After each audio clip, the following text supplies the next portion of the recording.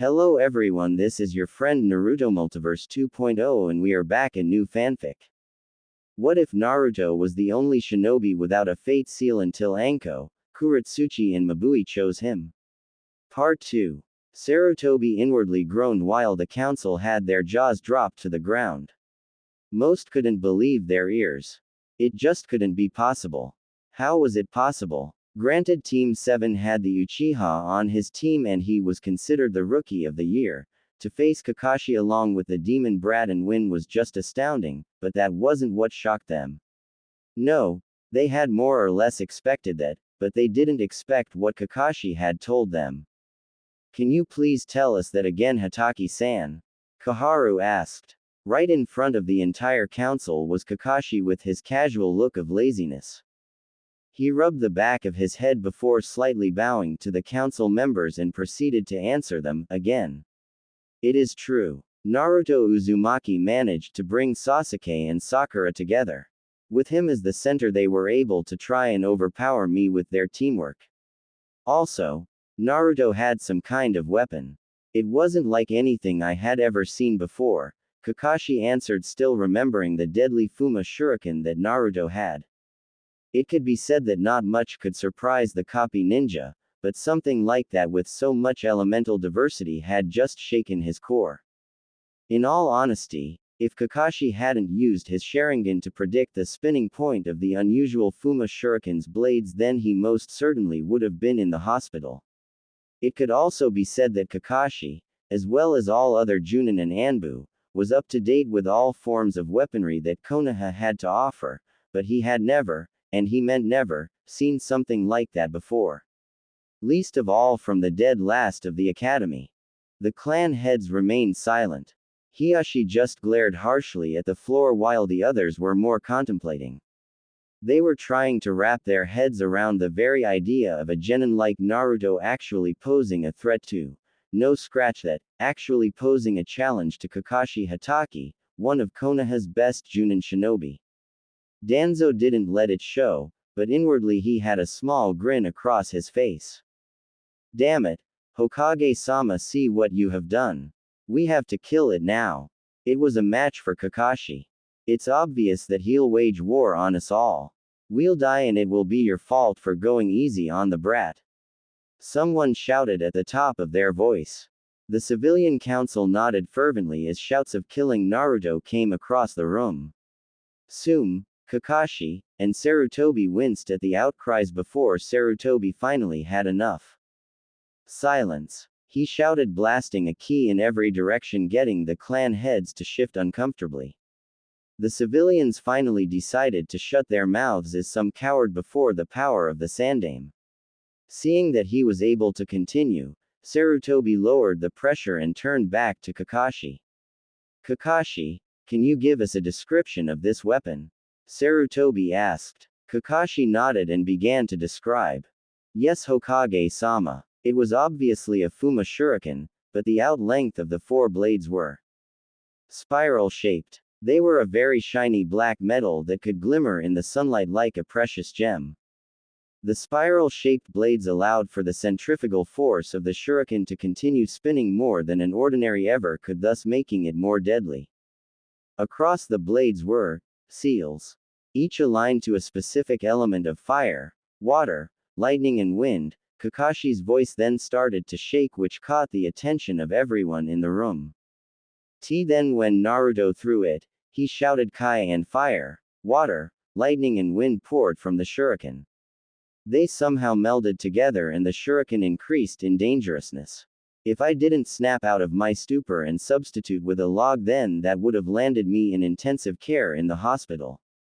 It's a B-ranked weapon just off of design and not from the added seals. Kakashi paused before he summed it all up. The strange thing, however, was that the metal.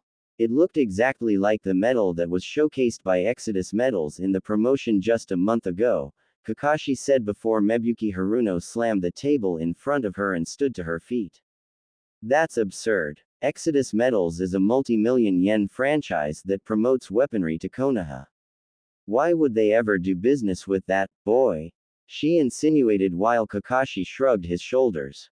Danzo narrowed his visible eye at this information. Even he hadn't know about such a thing. I don't know, but I hadn't investigated it. I just thought it was worthy telling you, Hokage-sama, Kakashi answered, and Hiruzen nodded that it was indeed the right choice. Lately a few things had been revolving around Naruto that questioned the boy's actions, but Sarutobi had never found anything. Naruto was always in his house or walking the streets.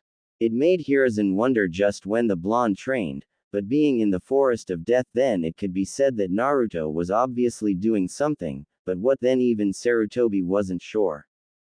What do you think? Sarutobi asked the Shinobi Council. Danzo looked at them all, and all he could see was one thing: skepticism. They were all still trying to wrap their minds around that. For such a creative way of intricate sealing to be used. Fuinjutsu wasn't even that popular of a shinobi art. In fact, it was a dead art. One that people never cared for, but it just sealing had that much power. Then what were its applications? Hokage-sama, I'm inclined to agree with the civilians. Why would Exodus Metals, who we have a very long contract with, deal with Naruto? It all seems fishy. Maybe we had just better stay on our toes and ask him. It couldn't hurt just to be sure, Shikaku said, and Sarutobi agreed. However, right now it was late and people were tired. It would have to be tomorrow that Sarutobi called for Naruto. Yes, you are right. Very well then. Meeting adjourned until tomorrow, Sarutobi said, and people packed up to leave. Sarutobi beckoned for Kakashi to stay behind, and the Junin did just that. Kakashi, when you take your first mission with them, then I want you to keep a very close eye on Naruto-kun. He's not the same as he once was. He's much more careful, much more literate, and much more unpredictable. That is all, Sarutobi said, getting a bow from Kakashi before he vanished in a puff of smoke, leaving the aged Hokage alone. Sigh, why does everything have to be so troubling when it revolves around Naruto? Sarutobi wondered to himself before he walked off. With Naruto. Naruto flipped through the channels of his TV before he groaned to himself and turned it off. Nothing good ever come on TV. At least not for him. The blonde threw the remote to the couch before he leaned back in its arms and looked up at the ceiling. He had spent the rest of the day training himself in Fuinjutsu. He felt that he could take to it much more than mostly not. The academy never taught more than the sealing of objects into scrolls. That is what they thought comprised of Fuinjutsu, but they were dead wrong. To think that Naruto could seal elements into a weapon. That made it much more deadly, but he also had other things in his mind. On his table was a report that a messenger ninja had delivered to him. It was from one of his contacts concerning Wave. The threat of Gato Sping taking over the peaceful country that Exodus Metals tried to make happen.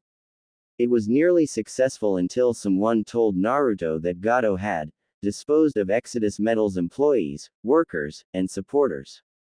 If there was one thing that got under Naruto's skin other than people being foolish and ignorant, then it was him having wasted resources without his knowledge. Now is not the time for reading, but it's the time to think.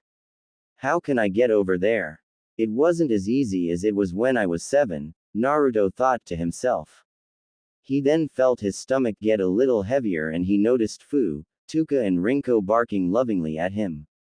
Naruto narrowed his eyes before he raised his hands and tickled their ears much to their delight. Rinko, you need more practice with your fire. Tuka, you need more practice with water. Fu, never forget that you're our stability. You all did a magnificent job helping me. Nice work. And that's why I have a reward for you 3, Naruto said as the kids waited eagerly for their present. Naruto leaned up from his couch and slammed the ground. Kuchio's no jutsu, the blonde shouted as smoke appeared. As it settled, the 3 kids looked in awe of a large play set for pets. They yipped their appreciation before they quickly enjoyed their time with their newest toy contraption. Naruto, pleased with their reactions to his latest project, just gave a small smile and got up to get something to drink. As he walked into his kitchen, Naruto glared at a chakra signature on the top of his house. He sighed deeply before shaking his head. He opened the refrigerator and pulled out a small carton of milk. He poured himself a glass before addressing. Come out before I make you come out. You really wouldn't like that. I don't think Danzo would like that either, Naruto said, and he didn't have to turn around to know that a root Anbu was right behind him. Naruto had a few run-ins with them before, especially after the day that he discarded high foolishness. Sorry for the intrusion, Uzumaki-san, but Danzo-sama has ordered me to give you this scroll. It contains things that will most likely have you on your toes for a little while. That is all. Sorry for bothering you, the Anbu said before it passed the scroll next to Naruto on the counter and vanished out of sight. Naruto glared at the scroll and narrowed his eyes. He reached for it and unfurled it. His blue eyes scrolled the notes from top to bottom, and Naruto just burned the scroll with a match. So, Hitaki thinks I'm worth investigating along with Hokage-sama. Very well. I will indulge them a little. I happened a little later than I figured that it would. Well, whatever. Time for the next project. Fu, Tuka, Rinko, time to get to work, Naruto called, and the three foxes stopped playing and quickly made their way towards the basement. Naruto opened the door and the four walked through it. Junin room. Kurenai wasn't pleased as she had one leg over the other. Her red eyes glared heatedly at the wall. She was still going over Naruto's words in her head. Had she been a little prejudiced in her thinking? The Genjutsu mistress couldn't deny that what the young genin had told her had made sense, but something of a high shinobi official like her getting told off by a younger rank was almost unbearable. It also didn't help that that little incident had made its way around Konoha, as some people were looking at Kurenai like she had been in the wrong all her life. Now Kurenai was more than willing to admit her mistakes. Life was an experience and nothing was ever clearly crystal, but even so, it unsettled her. Oh Kurenai, what are you doing here? Kurenai shook her head from her thoughts to finally pay attention to see Kakashi, Anko, and Asuma coming up to her. They each took their seats around the lounge. Nothing, Asuma. I'm just thinking, that's all, Kurenai said, getting a glare from Kakashi, a frown from Asuma, and a stern look from Anko. Really, Kurenai? Are you still bothered by what the brat told you? It's not that you're wrong, but he just pushed you in the right direction, Asuma said, trying to lighten Kurenai's mood. Anko agreed and Kakashi gave an eye smile. Kurenai just mumbled something incoherent before walking off. Asuma and Kakashi sighed while Anko abruptly sat down on the soft furniture. I didn't think she'd be so bothered. The Gaki's good if he could leave her speechless. I'm telling you that it was just awesome. I have never had that much respect of someone younger than me in my life, Anko said while Asuma snorted. Please, the brat needs to learn to respect his superiors. The village hates him enough. He doesn't need more of the shinobi populace hating him also. He's walking a thin line, Asuma reasoned as he took a puff of his smoke.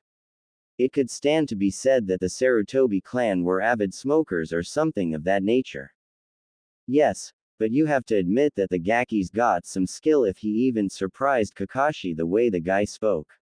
Right, Kakashi? Did the Gaki really you over as much as I think? Anko asked, getting Kakashi to pull down his orange book to give a half-hearted glare to the purple-haired Kunoichi. Anko, you are undoubtedly interested in Naruto today. What brought this on? Kakashi asked. Anko blinked before she turned to see Asuma looking at her with a small grin on his face. Meh. Don't be ridiculous, Kakashi. I just find him interesting is all. That's it. Who would like him anyway? Anko asked, pouted before getting up and walking to a vending machine. She quickly deposited her money into it before the machine malfunctioned and she aggressively kicked it. Damn it all, Anko said before storming off. Asuma and Kakashi glanced to each other as they chuckled to each other before going about their business. So Asuma, have you asked Kurenai yet?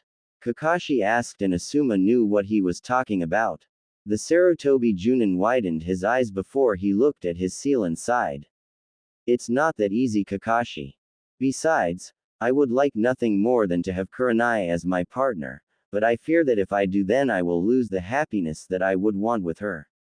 Some of these other guys might be willing to risk their lives, but I'm not, Asuma said, getting a nod from Kakashi. So what about you, Kakashi? I know lots of kunoichi who would kill to be your partner. Are you waiting for something? Asuma asked, and he noticed the look on Kakashi's face twist to regret and sadness. He couldn't mask it fast enough though, and the thing that Asuma noticed was that he wasn't trying to mask it either. Sorry Asuma, I have to go, Kakashi responded, getting a nod from Asuma as Kakashi left, leaving Asuma alone. I never get that guy. What's his deal anyway? Asuma wondered to himself. He shook his head fervently before greatly sighing, leaning back into the couch, and looking up at the ceiling as the smoke from his precious cigarette could be seen. Next morning, with Team 7. Again, thank you for doing this for me. My back is killing me and it would be gracious if you could paint the fence for little. OL me, a woman said, getting an eye smile from Kakashi, a smile from Sakura, a snort from Sasuke, and a blank look from Naruto. Well, that's what we're here for, Kakashi said as they were handed their buckets. Of course, Naruto noticed the woman scowl at him specifically before walking back into the house, but the blonde gave up on caring. Just deal with it, Naruto, Kakashi said, smiling, and Naruto glanced up towards the Jonin. Just put up with it. Who does this fool think he's talking to?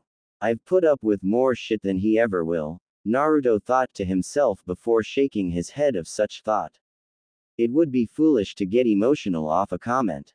However, Naruto knew that the others were able to see the horror in D-rank missions like these.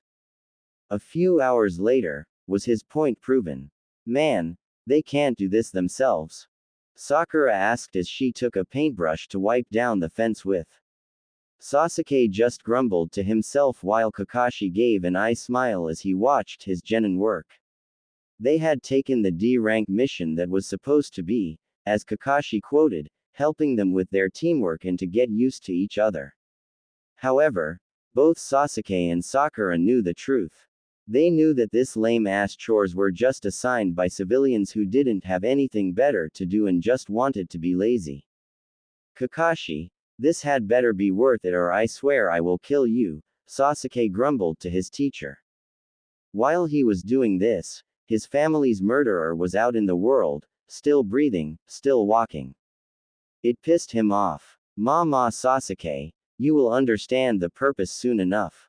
Now then, I guess I will go check on Naruto, Kakashi said as he walked over to the opposite side of the fence that Sasuke and Sakura were working on. It wasn't a long walk and Kakashi saw the entire south side of the fence coated in white paint with Naruto finishing up the edges, but the sight that made him sigh was Naruto leaning against a tree with a scroll in his hands. Naruto had his eyes closed as he tried kunai balancing with a twist.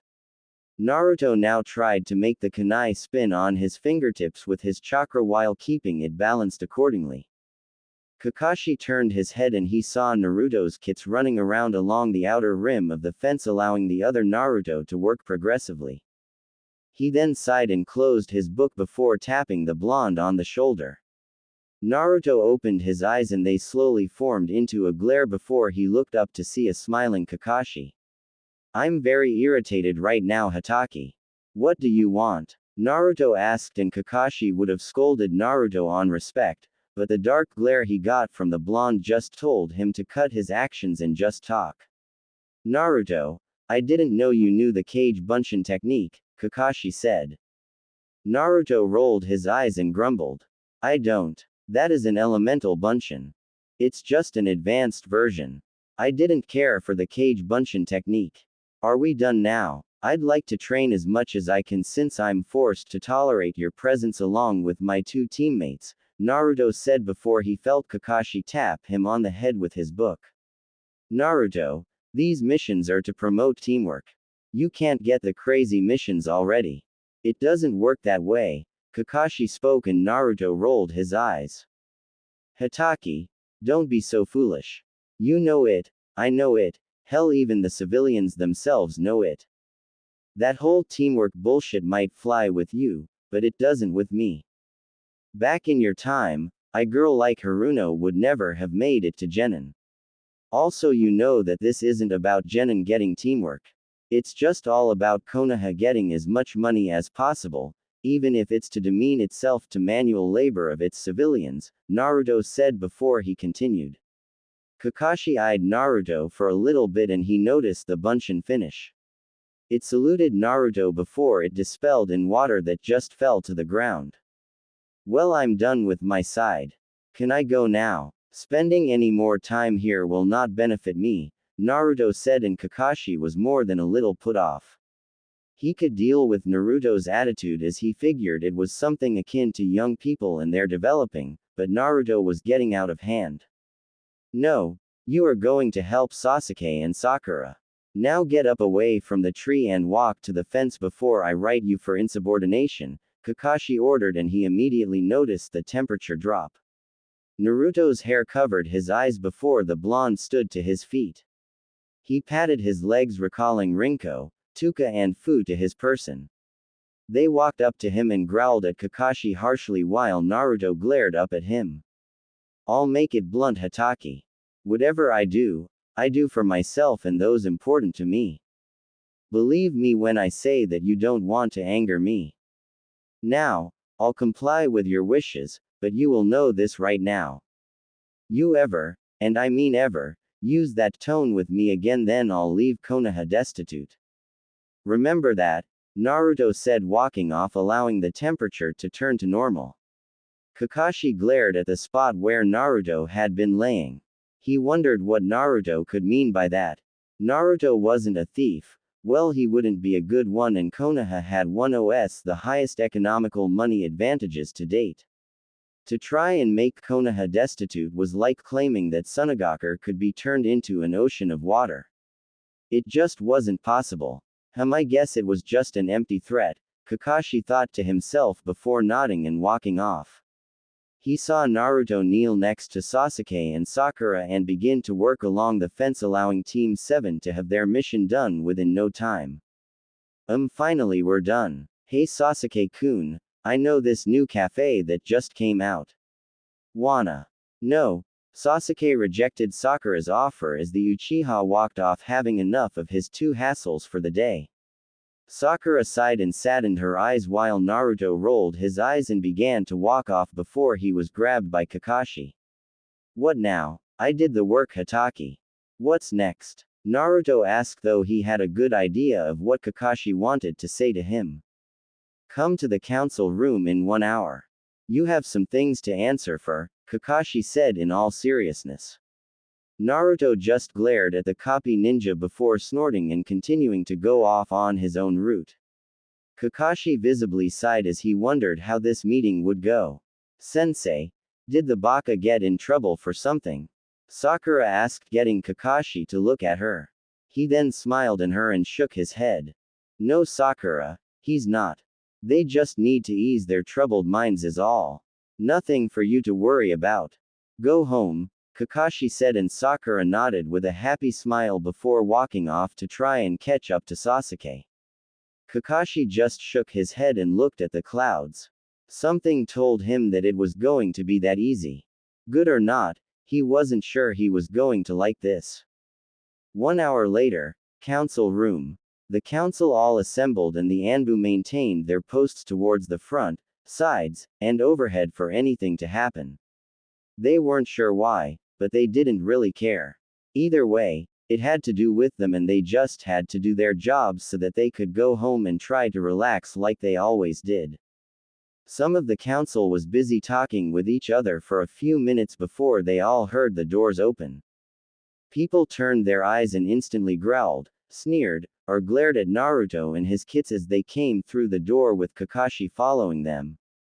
The Jonin quickly stood to the side while Naruto appeared in everyone's line of vision, and the Shinobi Council now knew that Kakashi might not have been exaggerating in his speak. The way that Naruto carried himself made him seem like he had a better understanding than even Shikaku.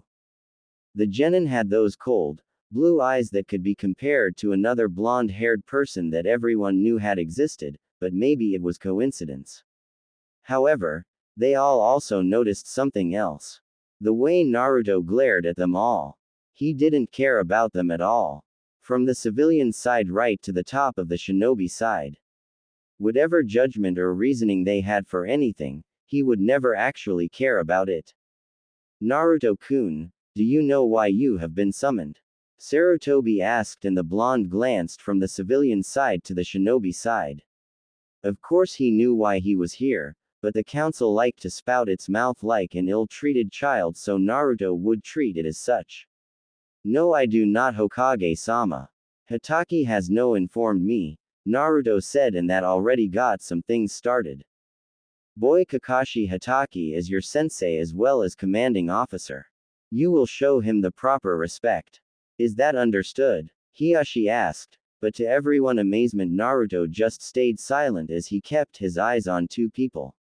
Only Sarutobi and Danzo. Everyone else except maybe Sume, Shibi and Shikaku and Shuza were irrelevant to him. Answer me, Hiyashi said, growling, and Naruto opened his mouth. Would you please explain why I have been called here, Hokage-sama? I have important things to do and being with these people isn't one of them, Naruto said, and some of the people fumed at the Kyuubi campaigner's disrespect. You're a genin. What important business could you possibly have to do? Someone shouted, but Naruto's eyes clearly stated that it wasn't the fool's business. Sarutobi sighed, looking at Naruto, showing no respect to anyone but him. He wasn't sure, but he knew that Naruto only considered him to be worth his attention at the moment. Something felt wrong. Quiet down, Sarutobi commanded, and people stayed silent before settling for glaring at the blonde as Hiruzen continued. Naruto-kun, you have been called here because Kakashi-san has told us about an unusual weapon that you used in the genin exams. Now this isn't normally a problem, but the council just wants to make sure that you aren't misusing it or have it something that we haven't heard about, Hiruzen stated, and if Naruto wanted then he would have rolled his eyes. He knew how this council acted. They didn't care if he used the weapon. They would probably hope that he chopped his head off with it. Never mind that, they wouldn't even want him to have a weapon in the first place. Show and tell us about the weapon that you used to fight Hatake-san with. Right now, Kaharu said in a demeaning tone. Naruto blinked while his Rinko, Tuka and Fu growled from their places on Naruto's clothes. Would you like me to show it, Hokage-sama? Naruto asked, and Sarutobi, once again, found himself ashamed at the icy, professional tone that Naruto's voice sounded like. The council all looked at Naruto like he was crazy. Kaharu-sama told you to show and tell us about the weapon. You will do it right this instant. Mabui shouted, and everyone was once again surprised that she had been ignored by Naruto. He only kept his eyes to Sarutobi, only allowing them to glance at Danzo every now and then. Naruto-kun, it would make things go a lot more smoother if you did, Sarutobi said, keeping his professionalism.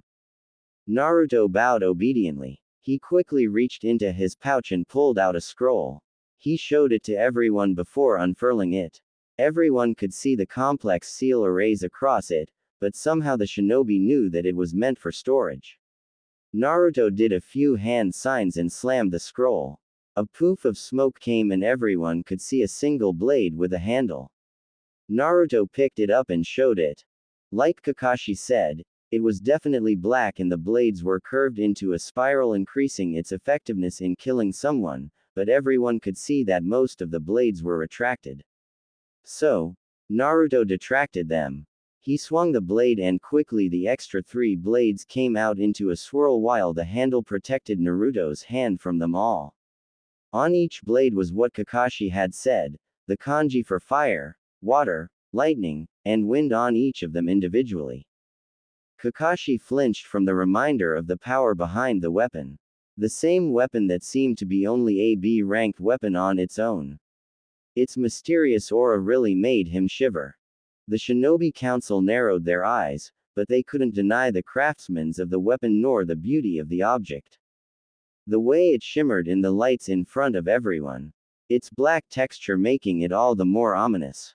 The civilians gasped and Danzo just raised an eyebrow. Uzumaki-san, where did you buy that? Danzo asked as he was rather intrigued. If Root had that, then it would be more than amazing for Konoha. They could easily conquer the other nations if they had a few more of these. The Shinobi Council nodded to Danzo's question as they wondered the same thing. I will not lie to you, Danzo-san, I didn't buy this, nor did I find this or steal it. I made it. It's my creation, Naruto said, and if people were shocked about the weapon, then the revelation sent them over the edge. That's bull. How could you, a dead last shinobi, create a weapon like that? Hokage-sama, this is preposterous. You should confiscate that weapon and jail Uzumaki this instant. Someone shouted. Danzo already knew Naruto was telling the truth. The blonde might be most things, but a liar he wasn't, unless the situation called for it. Do you honestly expect us to believe that, boy? Hiyashi asked, and for once, Naruto turned to him and glared evenly at the man before holding the weapon up. I don't really care what you believe. All that matters is that Hokage-sama believes it. Your opinions mean very little to me. Besides, if I did steal it, then a weapons shop would be on edge about it. They would have come to you about it, Hokage-sama. Not like any of those fools could come up with something like this, Naruto said, and a councilwoman smirked to herself and stood to her feet. Actually, Hokage-sama, one of my good friends from a weapons shop did say that something had been missing as of late. I think he meant that weapon. That brat is a thief. Arrest him, she shouted, and the council called for the same. Naruto and Sarutobi glared at each other while the Shinobi Council wondered what their little private discussion was about. So, Sarutobi called for the person the woman had mentioned, and a middle-aged man came through the door. Instantly gazing at Naruto's weapon, he widened his eyes. Ah, my weapon. Is this where as was? What have you done, you brat? Exclamation mark. Give it to me, he shouted as he charged Naruto. Kakashi and the rest of the Shinobi Council narrowed their eyes before a small look of surprise came over them as Naruto swerved his feet, tripping the man over his own before the blonde grabbed his throat and sent him to the floor while placing the Fuma Shuriken close to his throat. Don't touch my stuff. Understood, foolish civilian? Naruto asked, and the man sweated while the council widened their eyes. Naruto, that is enough. Let him go, Sarutobi said, and quickly Naruto released the man's throat, getting a cough from him as he straightened up. Who are you? Danzo asked, and the man bowed. I'm Taro Shins, Danzo-sama. An Anbu called me saying that they had found my missing weapon. That's it right there. The little thief must have stole it in the night while I was gone. I want it back, and I want him to pay for stealing it. The man named Taro shouted at Naruto, who still held the blade. The council was ready to call for Naruto's death before the blonde raised his hand. What is it, Naruto-kun?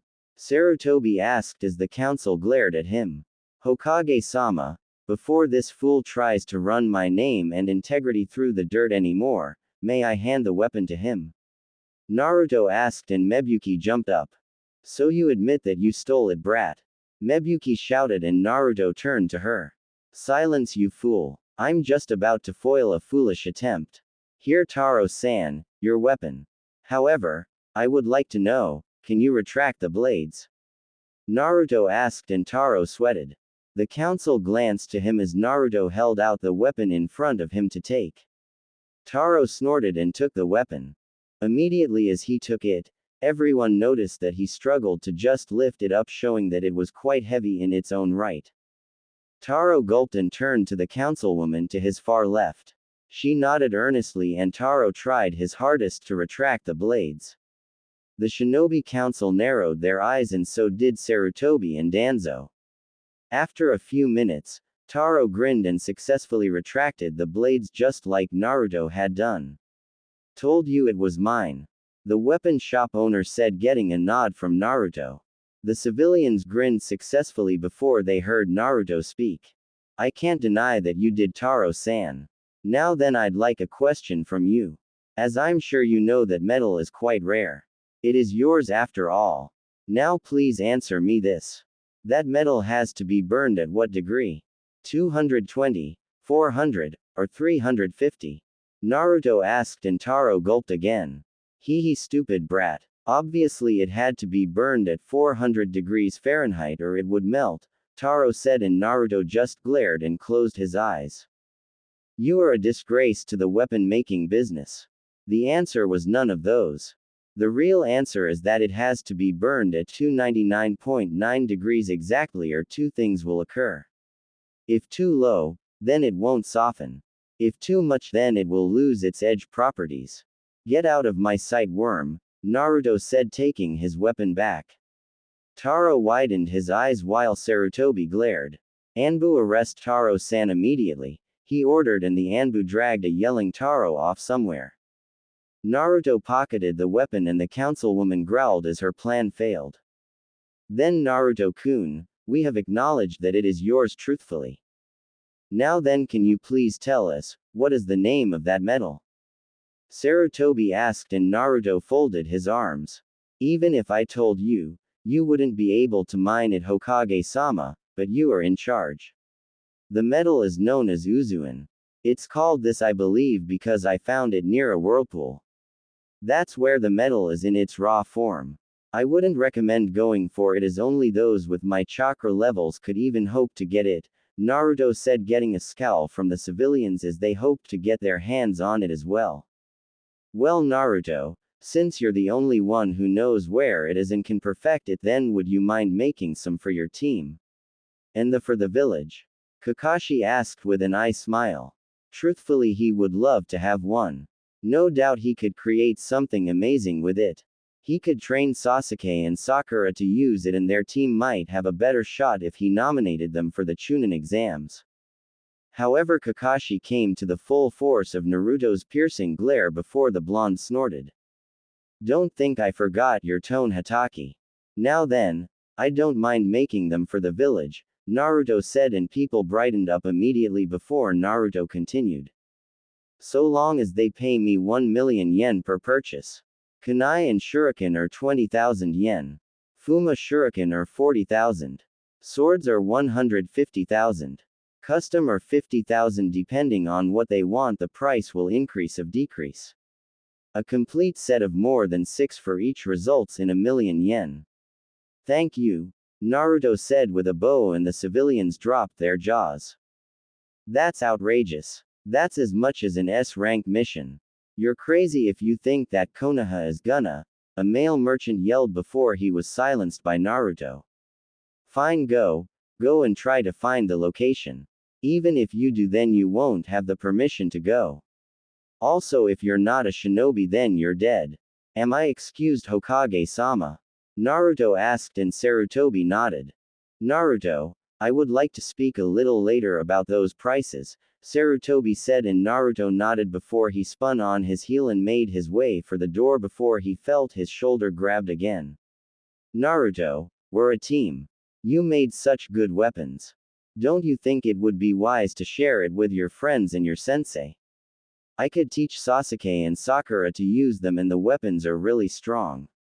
How about it? Kakashi asked. Friends, Hatake-san, don't be ignorant. I do nothing for free. However, I'm not adverse to helping others. Even though anyone could give a damn about me, but that way of thinking is foolish. So unless you, Haruno, and Uchiha can pull your little money together, then I would kindly ask that you leave me to my work, Naruto said before he, much to everyone's surprise, left the room via shunshin. Kakashi sighed and civilians roared against Sarutobi about the things that just happened in front of them. Sarutobi could only sigh as he rubbed his temples. This just wasn't his day. With Naruto arrived at his house and gave a very heavy sigh. He was tired and he really didn't feel like working at the moment. Right now, he could just feel the comfort of his couch. Maybe a good book in his hands and then something to eat for himself, Rinko, Tuka and Fu. Then they would work or scavenge for more metal. Naruto fished for his keys and opened the door. He walked through and the sight made him raise an eyebrow. He saw Anko sleeping soundly on his couch. In her hands was one of his books, Mysterious Light, a drama romance. What are you doing here? How did you even get at my house? Naruto wondered while Rinko, Tuka and Fu wped their noses at Anko. They took in her scent and glanced to each other curiously. Naruto pulled up a chair and took out a book, but not before taking a comforter and pulling it over the Tokubetsu Jonin. As he had done that, Naruto took the time to examine Anko. Her slender legs, and her tight waist that worked with the trench coat she wore which just barely concealed her assets. Her lovely, pale face and the light snoring of her breath that trickled on his cheek. Naruto snorted and had pulled up the covers before he stayed for a little while. 6 hours later, Anko yawned and looked up to see Naruto's ceiling. Oh shit, Anko said getting up and she noticed the comforter on her body. She glanced at it for a little bit. She had been caught sleeping by the man of the house and he just let her rest there. Gaki, Anko mumbled to herself. Oh, you're awake. So, glad that my couch was comfortable for you. Anko turned her head fast and she noticed a slightly beaten up Naruto with a large scroll on his back. His kits were panting heavily before they laid down on the carpet in front of them. Their fur was wet and they shivered. However, that was before Naruto placed a towel over them and began to dry them off, letting their fur fan out like normal. Sorry for using your. Anko was interrupted by a question from Naruto. Why are you here? Naruto asked bluntly as he continued to dry his kits off. Anko blinked and straightened up her body. Well, I missed you, Foxy-kun. It's been a few days since I've been to your house, which is still neat as always. Didn't I say that we needed to do more stuff? Anko asked while Naruto narrowed his eyes. He just sighed and shook his head. Mitarashi-san, it's not really right for you to be here. Don't you have your reputation to think about? You wouldn't want to be associated with the demon brat, Naruto said, and Anko narrowed her eyes. First, Gaki, the name is Anko. Not Mitarashi-san. I hate that stuffy shit. Second, I could give a damn about what people thought of me now. They can't do shit anyway. I wanted to come, because I wanted to come. Nothing more or less, Anko said, and Naruto just shrugged it off. Do what you want, he replied. Seeing that the three were clean, Naruto took another towel and wiped the obvious dirt from his face off of his body. Alright, I will then, Anko said, grinning, getting a small glare from Naruto. The blonde heavily sighed and shook his head before he disappeared into the basement with the large scroll. It had only been a few minutes, but he then returned only to be grabbed into a headlock by Anko. So since I can do whatever I want, then I want you to buy me a drink, Anko said, and Naruto snorted. Why should I? He asked, and his response was a glare from Anko. Because I can pull rank and force you to. Isn't that right, Foxy-kun? Anko asked. Naruto's response was to grab Anko's arm and unheadlock himself. 1. You couldn't force me to do anything. 2nd, I don't give a damn for rank. Using such a thing instead of using reason is foolish, Naruto returned. Anko glared at him before she sighed and begged. Oh come on. It won't be long. Nai-chan is gone, Kakashi wouldn't take me for shit and anyone else is a limb faggot. It's not like I'm telling you to date me. Anko shouted, and Naruto paused. He looked at the ground before he noticed Rinko and Tuka looking at him. They butted their heads against his legs, telling him to go. Stop your shouting. Alright, fine. I'll go. Got nothing to do here anyway. Just let me change, Naruto said, and Anko nodded happily. Naruto disappeared upstairs and in a few moments came down wearing a blue shirt and black shorts. He led Anko out of the door, and to his surprise Anko shot off through the forest with Naruto not far behind her.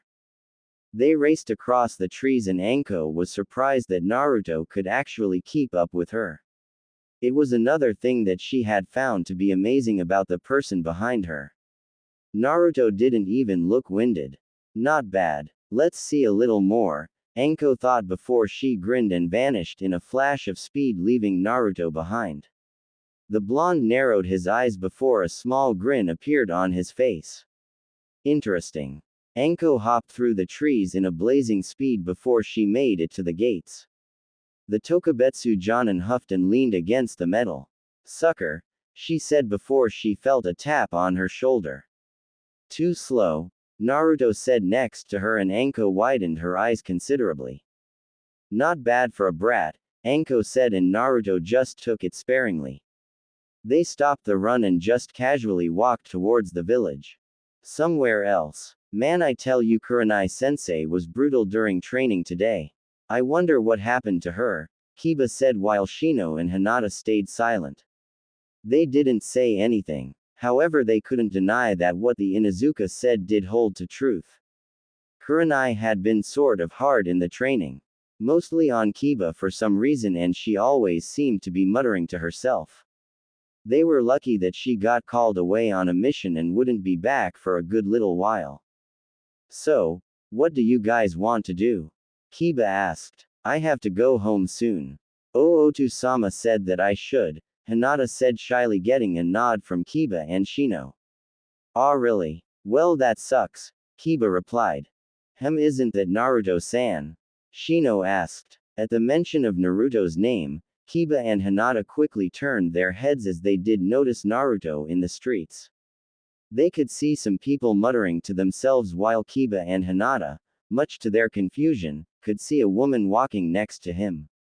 She was obviously taller than him, but she was still talking like they had become the best of friends. What the hell? Who's the babe and why is she talking to that loser? I'm better than him, Kiba shouted while Hinata just looked on sadly.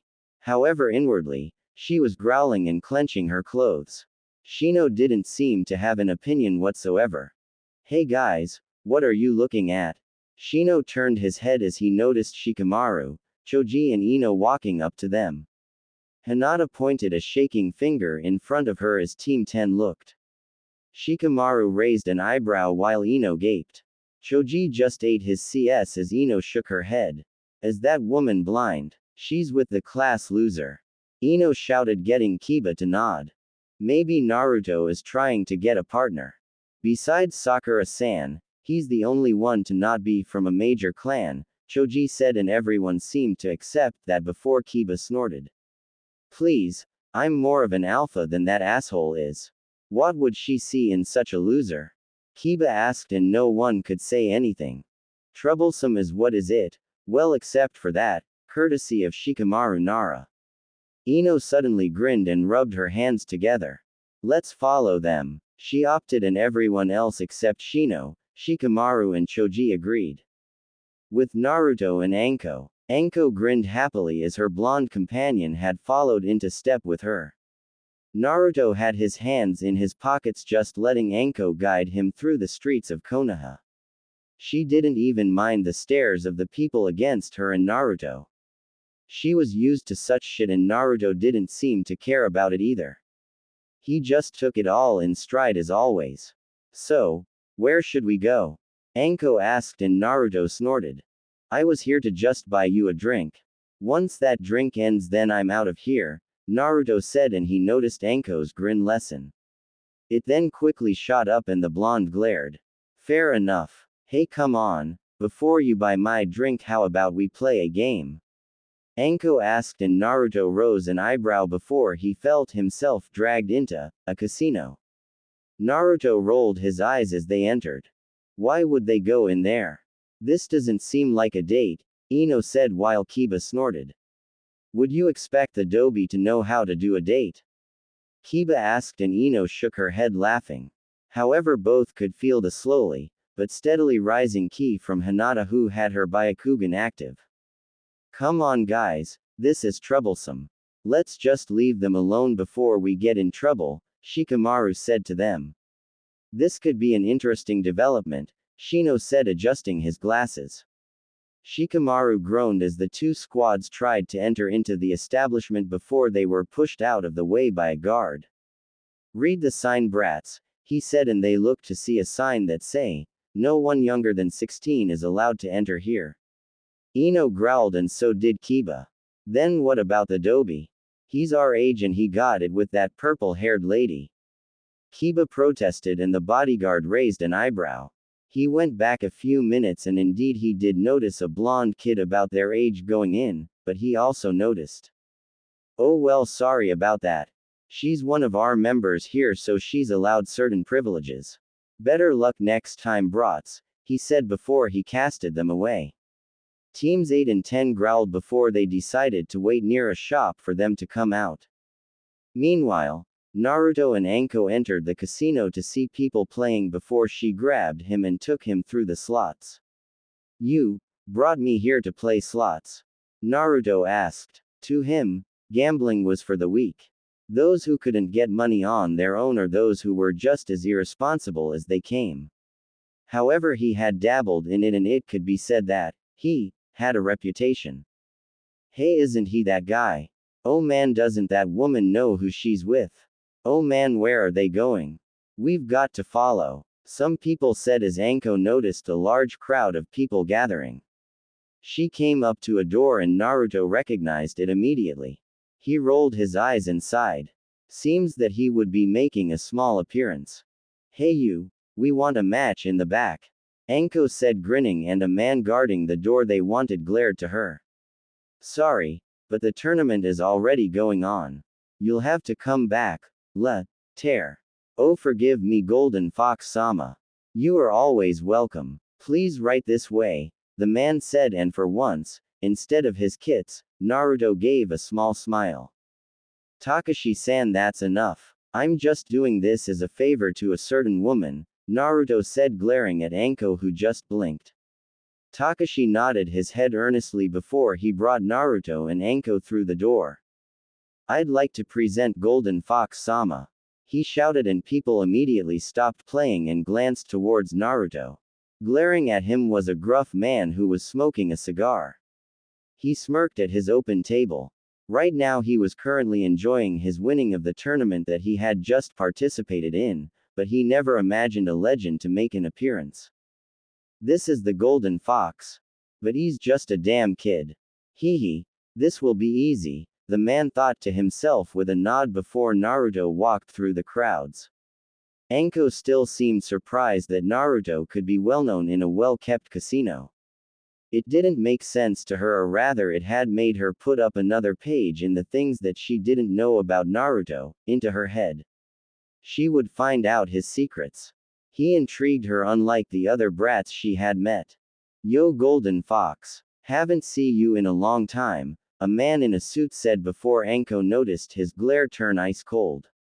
Are you still with those damn bastard foster parents of yours?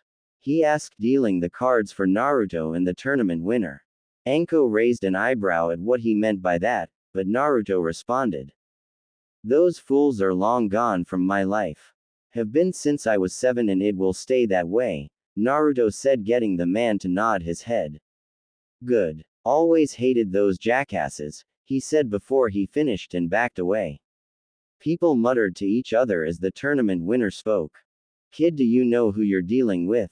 I'm Roshiki Daruma. People call me Lucky Roshi. I've better plenty of people. You're in over your head, he said, and Naruto snorted as he picked up the cards. Naruto, do you know what you're doing?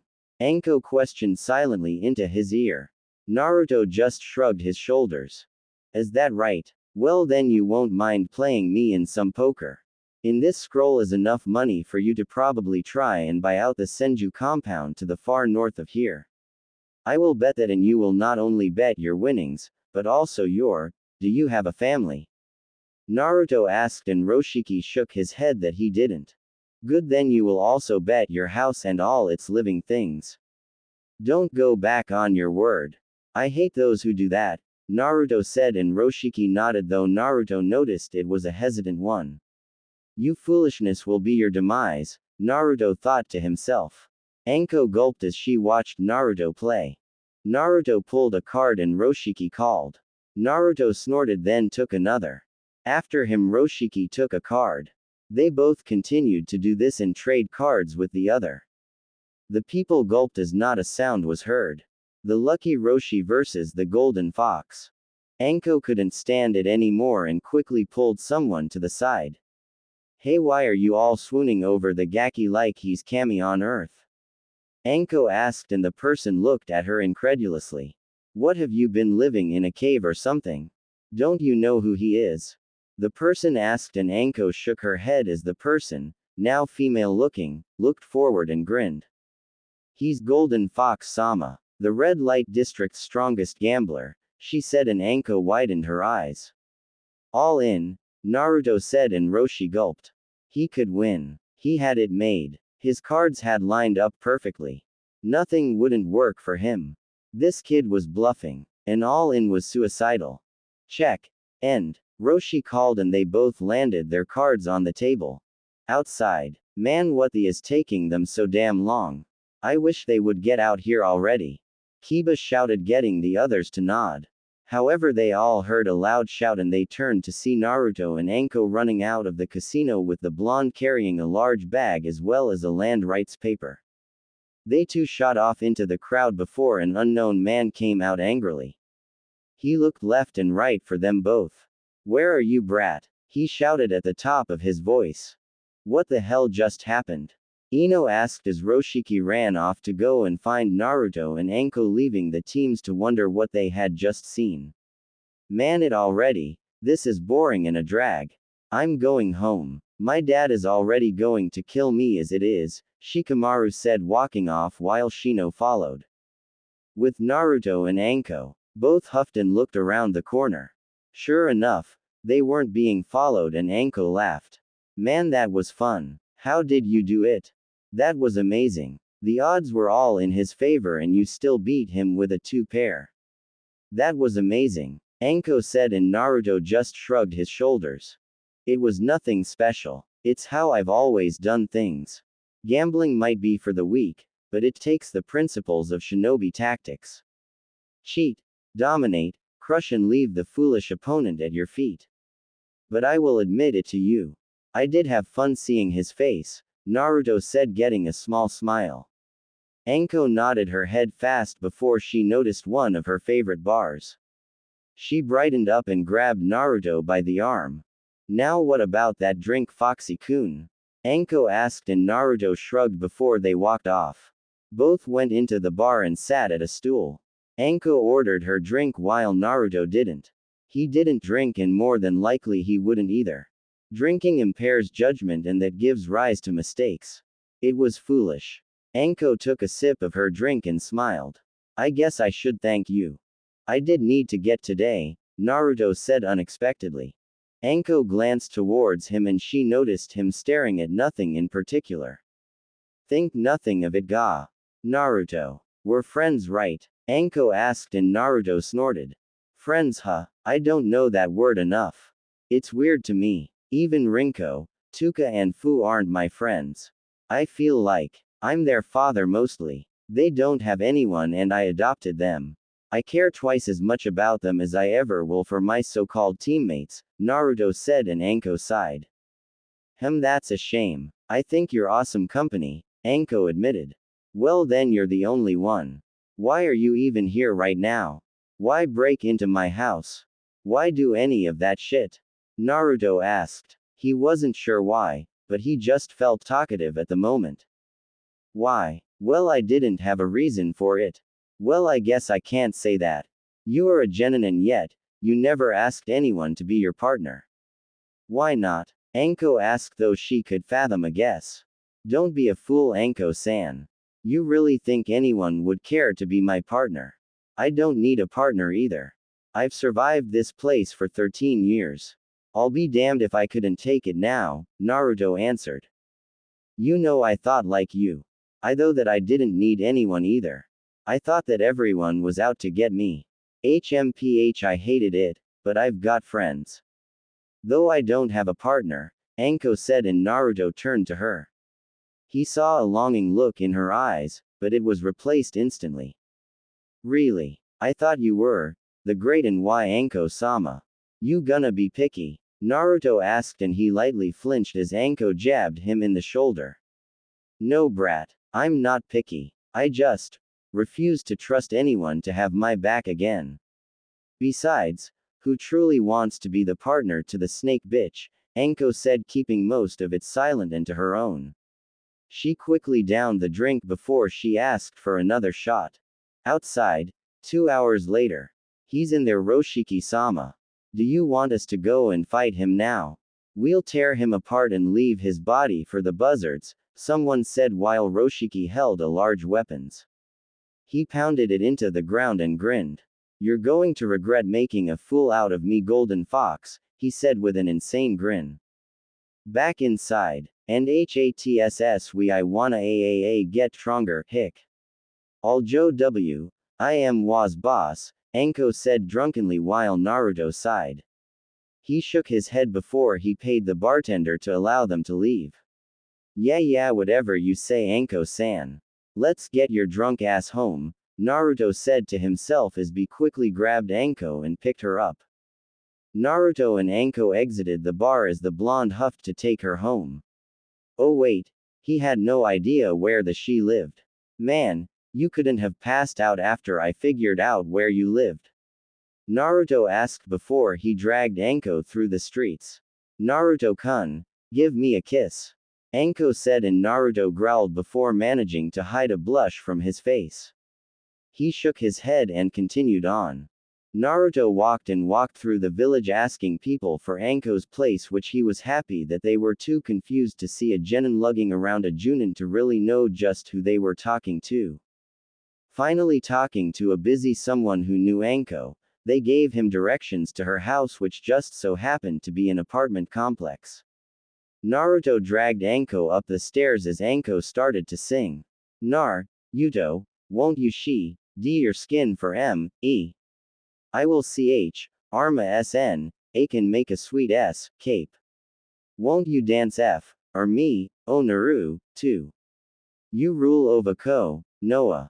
I will charma sn, I can make a sweet cape.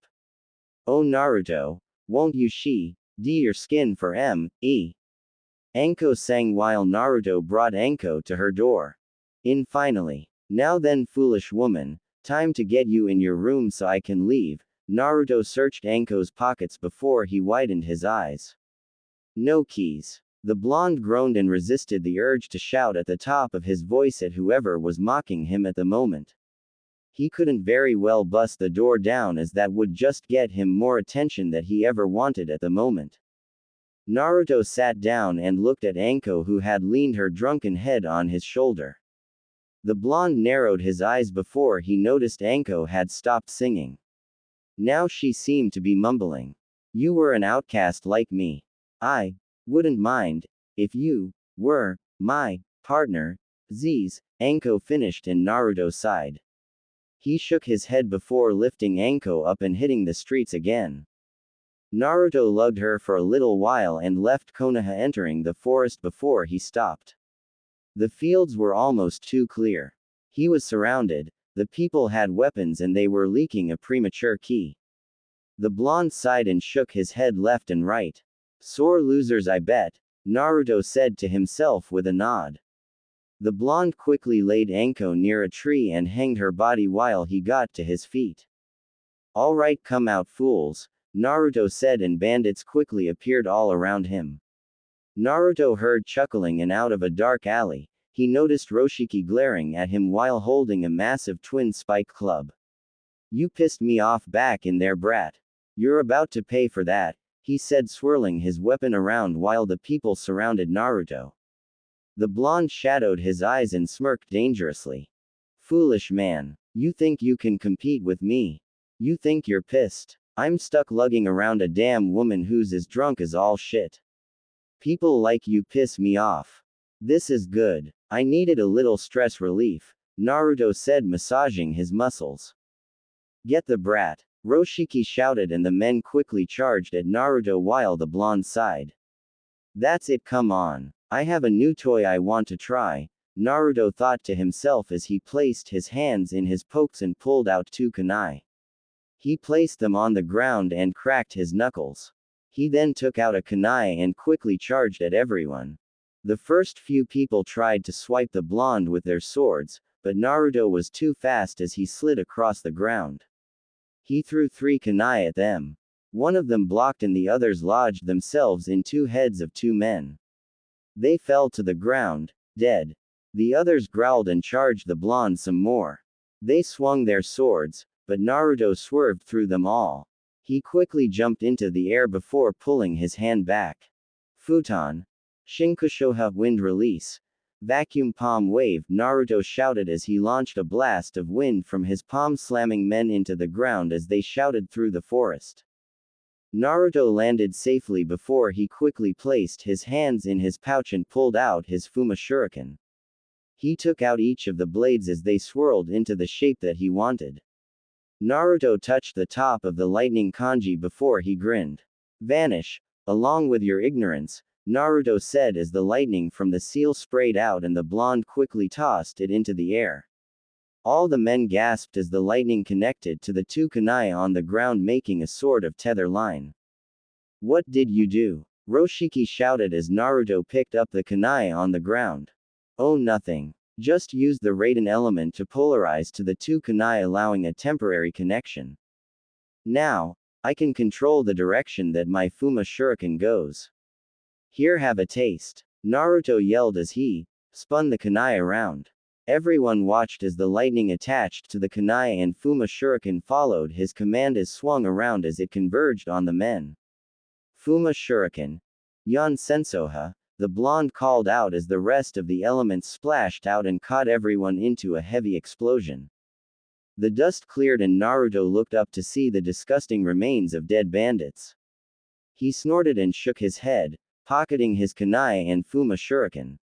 Know your place, Naruto said before he unhinged Anko and walked off to his house. No, he didn't leave her there. He took her. She might be a foolish woman, but she was entertaining at least. Naruto grumbled and opened the door to his house. It was late. Very, very late. The blonde struggled to bring Anko up the stairs before he kicked his door open. He grumbled to himself before he struggled to place Anko on his bed. She was just passed out without a care in the world. Naruto sat on the edge of the bed and glanced back to Anko. How much had he changed just from meeting her? He never cared about any other shit. He never cared who visited his house. He never would have went out with someone. You're an odd one, Naruto said to her, though Anko didn't hear him.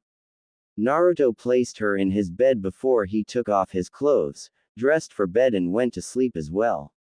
As he closed the light out, Anko opened a single eye. I'm odd. In what way? I'm eccentric. She smirked to herself and nodded before she went to sleep. Anko had seen the quick work Naruto had made of the bandits and it surprised her. She was still very much drunk, but her shinobi senses were active and she wanted to see the extent to Naruto's abilities.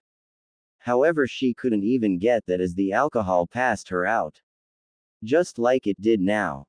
Next morning, Anko groaned as she opened her eyes to the rays of sun that penetrated her apartment. She grumbled and reached for her alarm clock. She reached and reached, but she didn't get it. What the hell? She had just placed it on her counter. How much did she drink last night? She remember almost nothing after the 10th shot of drinking. She was with Naruto and she sang. She also told him to kiss her. She also said something else. What did she say? She didn't remember. I think I told him something. I wonder what it is. Anko leaned up and she noticed that she wasn't in her apartment. She widened her eyes before she looked onto the floor. She noticed her trench coat, her shin guards, her shirt black skirt, her shinobi pouch and her mesh armor on the floor. Oh hell no. I did not. Anko said before she looked under the covers. She was only in her bra and panties. Oh, the brat didn't. Anko trailed off. She turned her head and she noticed a mop of blonde hair sleeping next to her. Anko jumped up from the bed, unintentionally waking Naruto up. The blonde yawned and rubbed his eyelids. You know, you need to learn to stop wiggling in the bed. You know the lack of sleep I lost. Though seeing you wiggle out of your clothes was amusing, Naruto said, getting up. Anko noticed that only his top half was. He was wearing jeans and the blonde just yawned. Wait. So we didn't, you know. Anko asked while Naruto went into his bathroom. Yeah, right. Like I would do it with someone who reeks of alcohol. Don't be an idiot. You left your keys in your apartment. Don't worry, you're still unmarked, Naruto said, and Anko glared down at her seal. Indeed, she was still unpartnered. While that was a big relief for her, Anko couldn't help but feel a little sad at that. Get this straight, you will not tell anyone about what happened here, Naruto instructed as Anko quickly started to put her clothes on. Damn straight. Don't need you telling your friends how you got an easy lay when you didn't, Anko said before she widened her eyes. Naruto didn't respond and Anko peeked inside. I didn't mean it like that. Sorry Naruto, I just wouldn't want to do it with someone that I didn't know, Anko said sort of palely, and Naruto snorted. Forget it. I know what you mean. Just drink your hangover medication, get some breakfast from the fridge, then you can leave. I've got shit to do, Naruto said, and Anko blinked. Say Naruto, do you mind telling me, what work do you do? Anko asked, and Naruto walked out of the room with his hair sort of wet from rinsing it out in the sink. Ask Hokage-sama, he'll tell you, Naruto said, and Anko just nodded before Naruto left the room. Anko sighed and rubbed the back of her head. The brat's cheeky, I'll give him that, but he's definitely on the ball. But he's wrong. I don't need a partner. I just need to get strong enough that I can watch my own back. I've always done it since that damn snake left. I won't be betrayed again, Anko said, glaring at the ground before she continued to get dressed. Like Naruto, she had shit to do also. Right now, she was grateful for hangover medication. So that's why you asked me about what Naruto-kun meant when he said that you should see me. Well, I suppose that makes sense. You didn't know about the council meeting that we had yesterday during that time, Sarutobi said as Anko stared at him with a very curious gaze. She had long since left the Forest of Death, and Naruto's house, behind to go and speak with her Hokage. Luckily the old man wasn't busy, so Anko could pop in, but she couldn't stay for very long. She did have her own work as the INT department in a few hours. Nodding her head to Sarutobi's statement, Anko said, yeah, what did the Gaki mean by that? Anko asked, and Sarutobi took a puff of smoke from his pipe before the smoke filled the air. This, of course, didn't bother Anko as she had been around such things all her life. Right now she would just be patient and allow her village leader to gather his thoughts on the matter. Naruto-kun, apparently, makes weapons, Sarutobi said simply. Anko blinked and placed a hand on her, letting her trench coat sway for a little before settling. Why would he do that? Konoha has some pretty good weapons makers. Don't you think that's unnecessary of the Gaki to do so? Anko asked. Sarutobi shook his head as, in his mind, he probably knew why the blonde had done so. It had really saddened him a great deal, but to sat Anko's curiosity he decided to tell her also, though he knew that she wasn't going to like it. Anko, you know how this village treats him, right? Sarutobi asked, and he immediately noticed Anko's present scowl. She kept her rage in check and settled for a strained nod her of head, allowing for Sarutobi to continue. I believe that Naruto-kun went into making weapons because he couldn't get decent materials from those who mistreat him. I have no idea who he even managed to pick up the craft, but he's basically a genius at it, Sarutobi said, and Anko blinked. Genius. Now I know he's far from the dead last that I thought he might have been. Hell, he's not even worth being called dead last if you allowed him to live in the Forest of Death.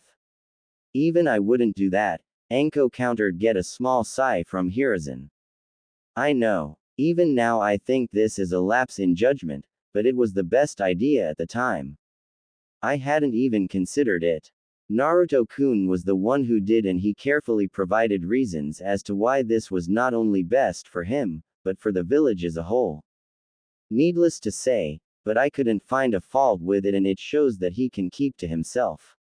Anko, the way he makes his weapons, they surpass those of the current weaponsmiths, Sarutobi said, but Anko didn't seem very surprised.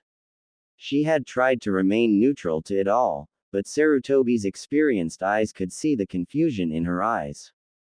During the council meeting, Naruto told me that he had discovered a new type of raw metal known as Uzuin. He said that it is called that because it is found near whirlpools in its raw form.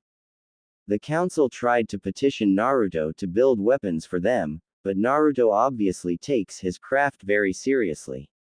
He told them the prices and this got less than happy results. However high the cost is, I can't deny that people will get their money's worth out of the weapon. From the Fuma shuriken that I had seen, it was more durable, more deadly, and capable than any shuriken that our weaponsmiths could make, Sarutobi said, and Anko nodded. But that would put him with Exodus metals, wouldn't it? Anko asked, and Sarutobi shook his head. I wouldn't go that far. Naruto-kun says that he hasn't been doing it that long to be able to even begin to try and duplicate their work, but I'm sure that if Exodus metals ever took a glance at Naruto's work, they would hire him on the spot, but I can't allow it. He's a shinobi now and his first priority is the safety of the village. Hiruzen finished crossing his fingers into each other and he narrowed his eyes when he heard Anko's huff. Yeah, protect the village that is the cause of your pain and suffering. I wouldn't be surprised if he did just up and quit then leave, Anko said more to herself, but Sarutobi took it seriously. Although somewhere in Anko's mind, the idea of Naruto ever actually leave had unsettled her. She didn't know why. Well, whatever. Thank you, Hokage-sama. Sorry for disturbing you, Anko said, and while Hiruzen wanted to talk some more, he didn't push any more issues and just allowed Anko to leave. Anko bowed her head before closing the door to the room. Sarutobi sighed as silence covered the entire room.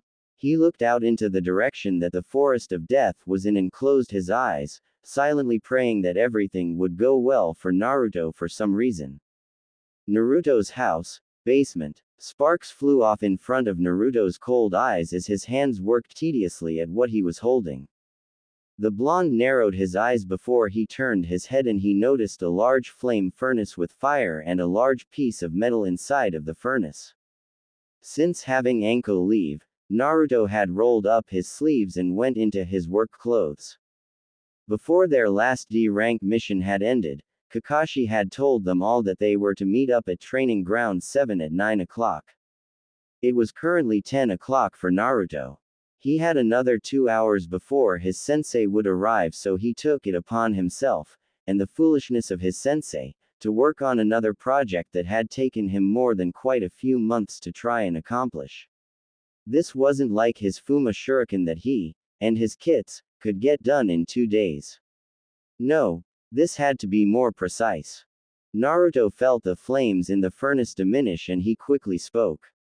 Rinko, raise the temperature of your fire by 10 degrees. Tuka, once it reaches there, then give a short burst of water, Naruto ordered. Around the room Rinko and Tuka yipped as Rinko opened her mouth and a fire escaped from it. It went into the furnace, igniting it some more to the degrees that Naruto wanted. Once that was done, Tuka took her turn and blasted water into it, allow for steam to escape and enter the air.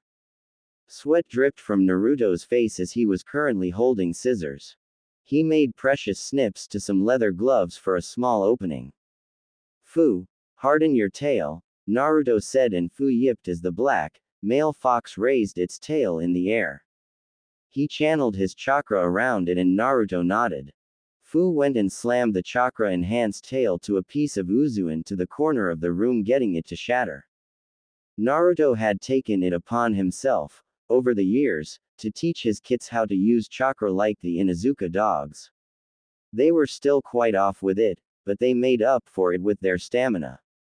They were all hard workers and none complained when Naruto trained them. It was all for the sake of their father that they endured it all with him. They were happy to be this helpful. It had been at 11 that Naruto had allowed them to enter his basement. He was so proud of them. Fu opened his mouth and took a small piece of Uzuin and brought it to Naruto. The blonde knelt down to take it and patted Fu's head softly before he took out a kunai and sliced the small bit of rock. Naruto gazed at it for a little bit before tossing it into the air. The kids and Naruto watched as the stone hit the ceiling and landed back to the ground without so much as a broken piece of it gone. Naruto nodded and picked it up.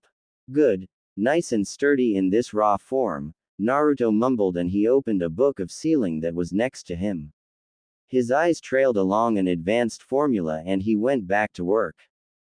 After nearly an hour of tedious work, Naruto finally clipped a piece of string to the leather gloves and closed up the opening. He sat back and shook his head lightly. He could still feel the heat burning the metal from the furnace in front of him, and he knew that now, the easy part was finished. Naruto turned his head and looked at the clock to notice that Kakashi would be with his team in about another half an hour. Just in time for him to arrive, Naruto said, getting up.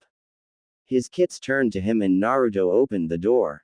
Come on, you three. You know the drill. That metal now has to sit in the fire for 7 hours and then we take it out. For now we'll just leave a Kaden Bunshin to monitor it in our absence, Naruto said as he summoned a clone. His kits nodded and ran up the stairs from the basement to the hallway and then from the hallway to the upstairs to go and take a shower. Watch the metal carefully. We're nearing the finishing stages of the project, Naruto said, and the clone dutifully bowed before closing the door. Naruto quickly took a short shower, washed his face, brushed his teeth. Again, threw off his work clothes and placed on his regular training clothes, then his headband.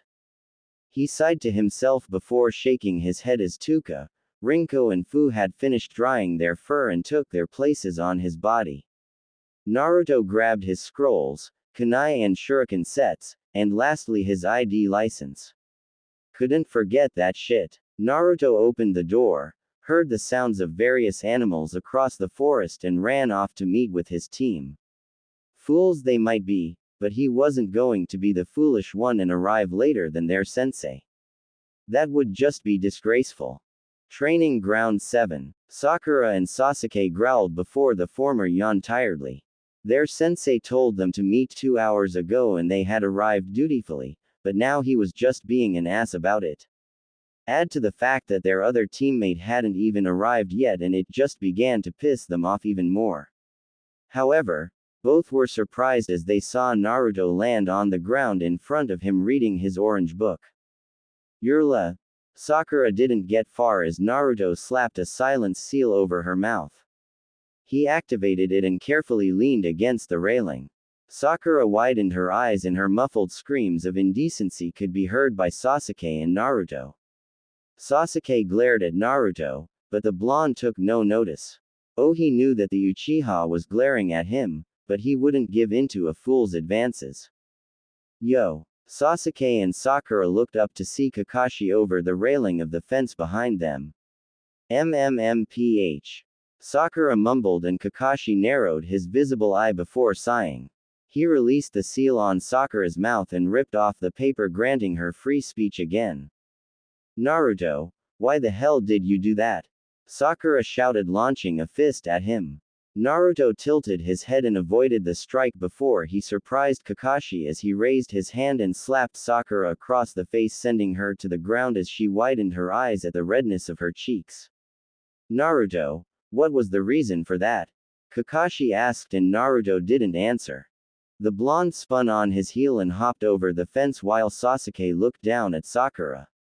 He then snorted and followed after Naruto while Kakashi helped Sakura to her feet and over the fence. The training ground was far and the morning mist that usually permeated the area was soon leaving. As the four walked into the training ground, Kakashi grabbed Naruto's shoulder, getting the blonde to stop. Naruto, I know that if Sakura had hit you then she would have been in the wrong, but that doesn't excuse you for assaulting her the way you did, Kakashi said, and Naruto closed his eyes. He turned around and slowly dropped his book. Kakashi was greeted to the sight of impassive eyes looking at him while the blonde decided to elaborate his actions. What would you have done if she had hit me? Naruto asked and Kakashi blinked.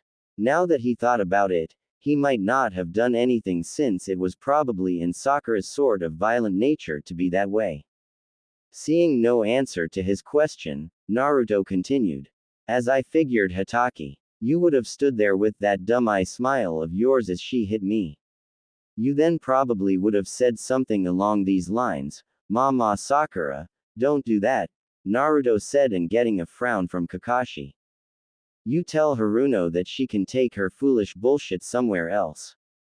I am no one's punching bag. Never again. Never, ever again. If you throw a punch, then you had better expect retaliation.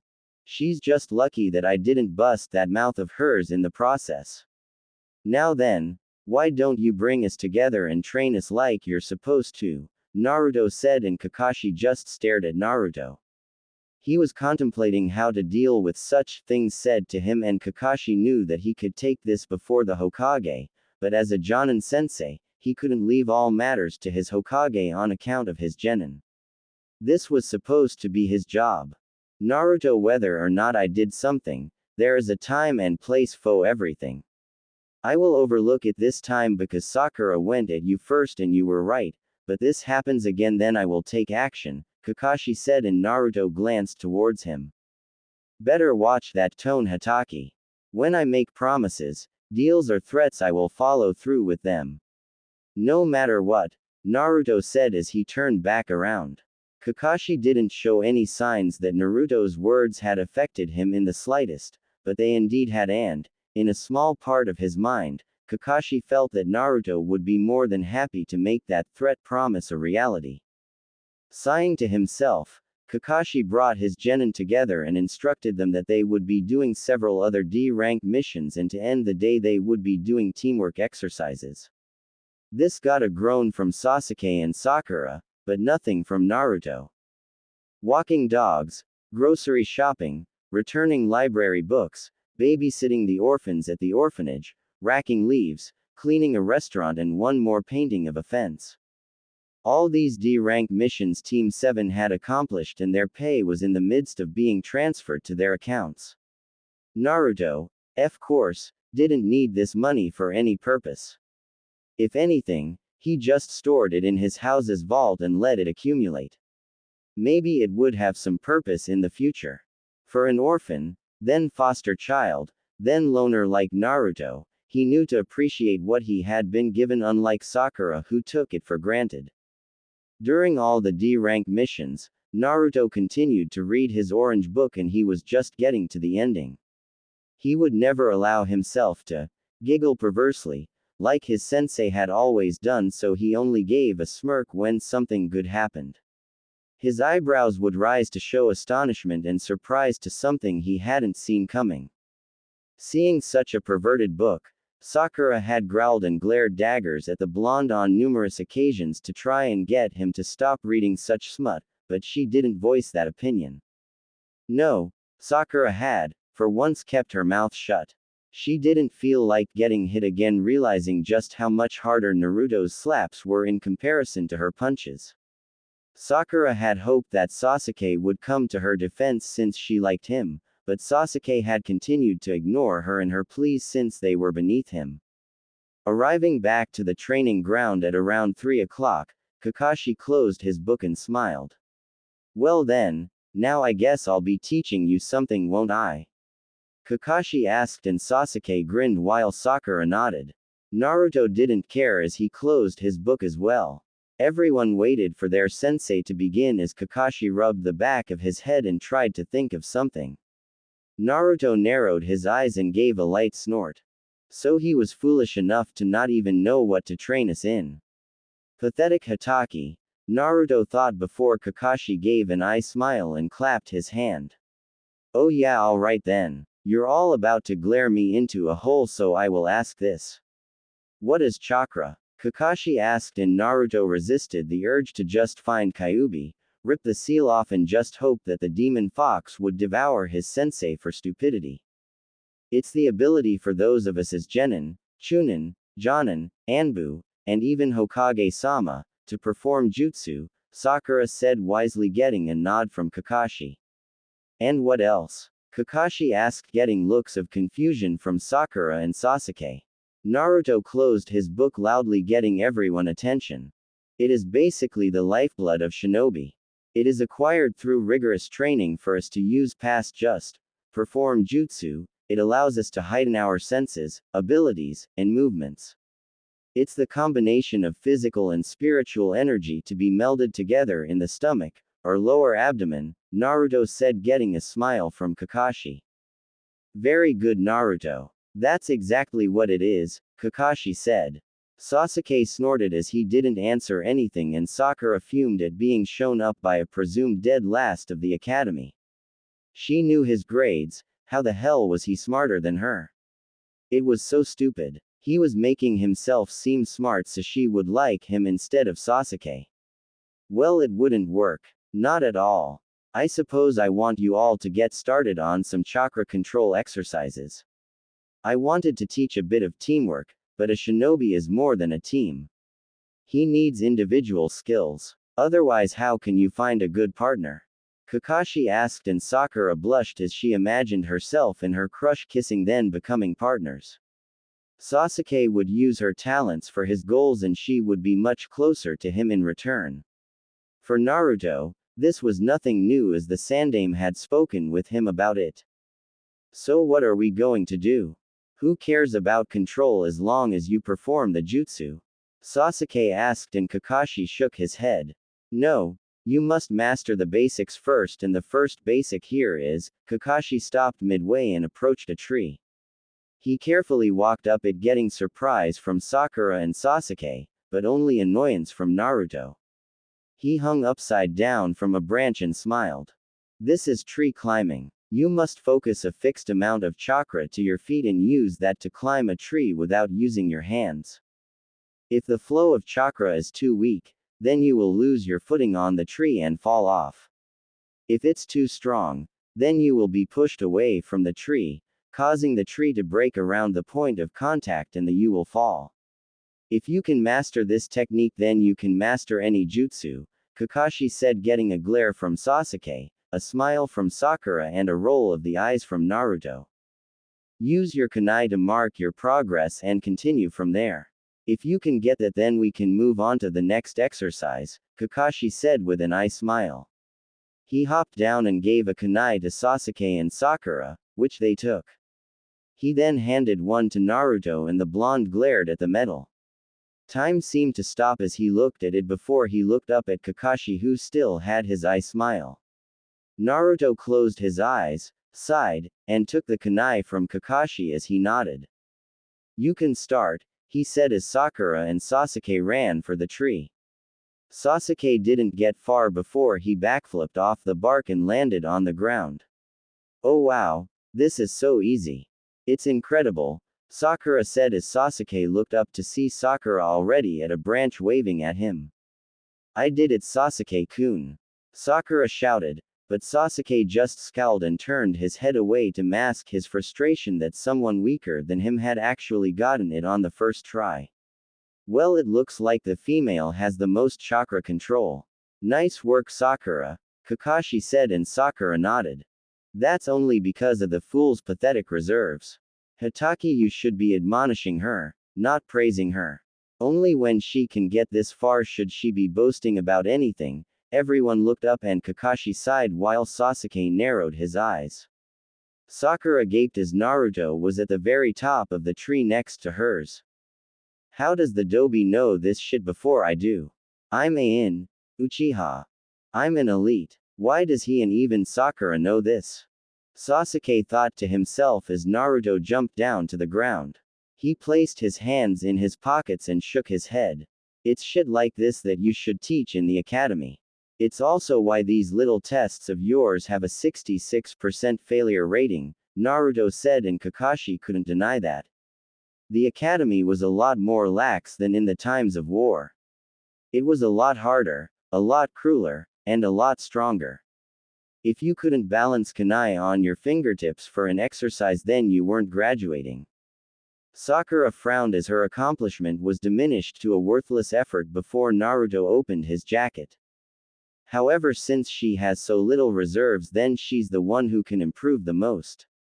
Females naturally have better chakra control than males, Naruto said, and Sakura's attitude raised again at Naruto, saying that she could improve.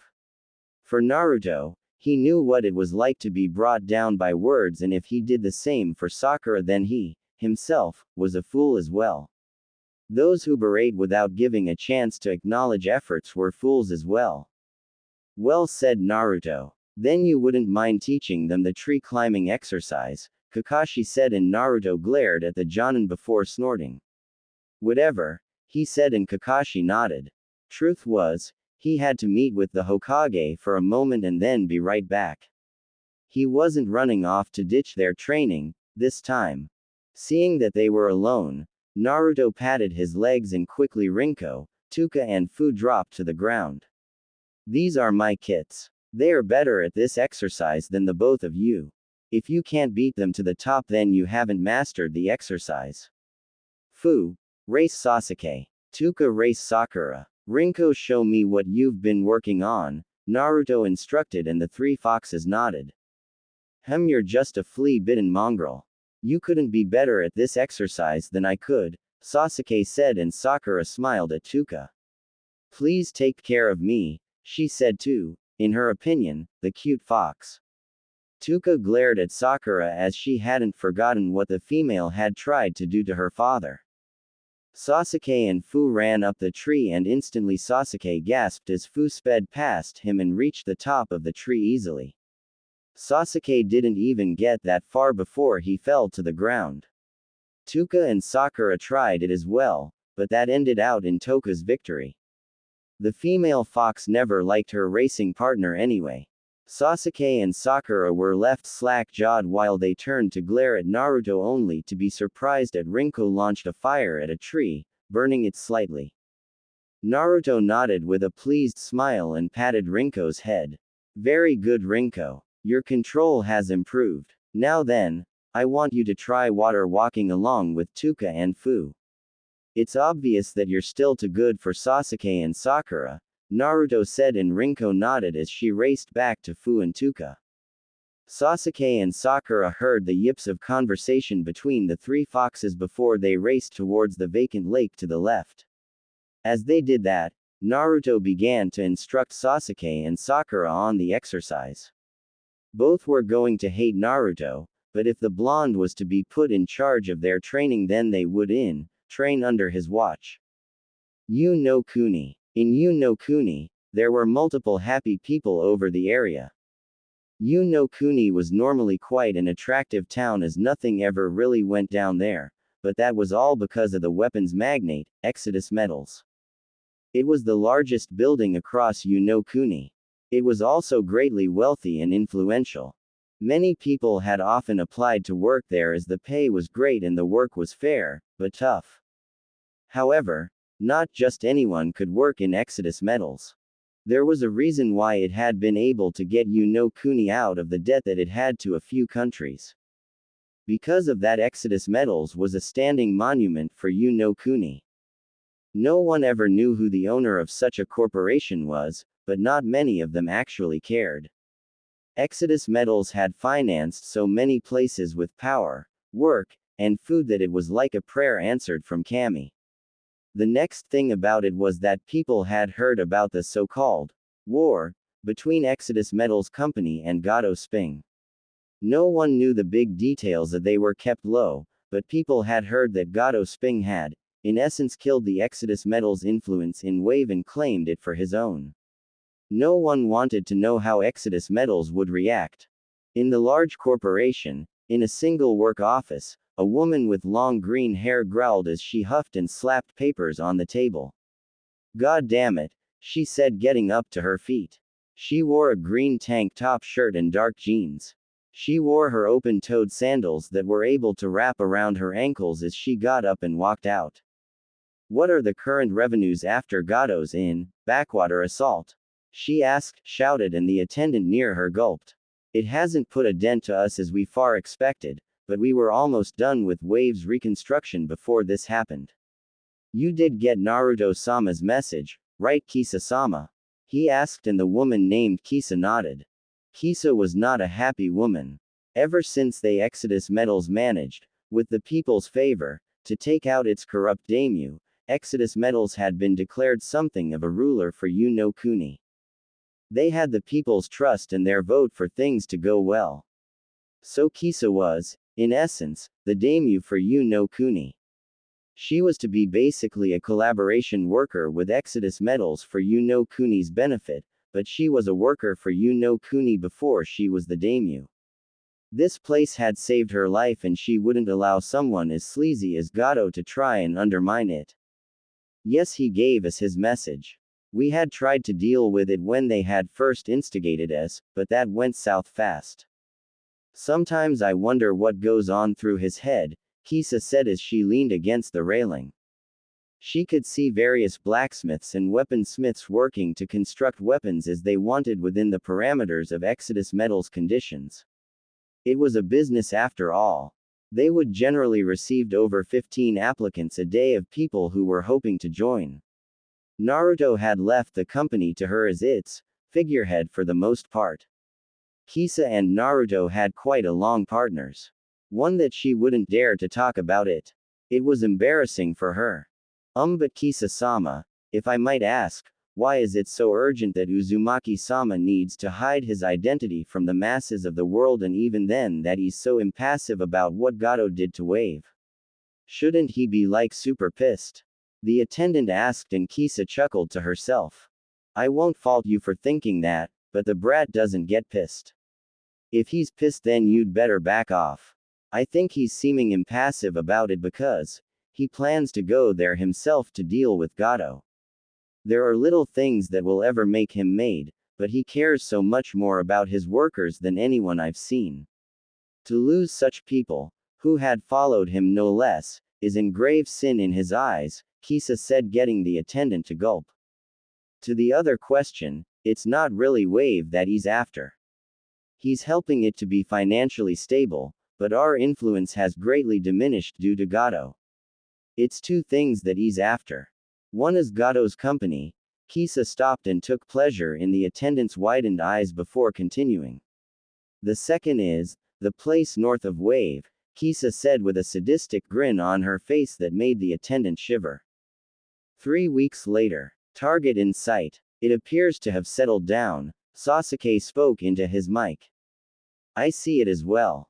Ready to move on your signal, Naruto spoke as well. I have it as well.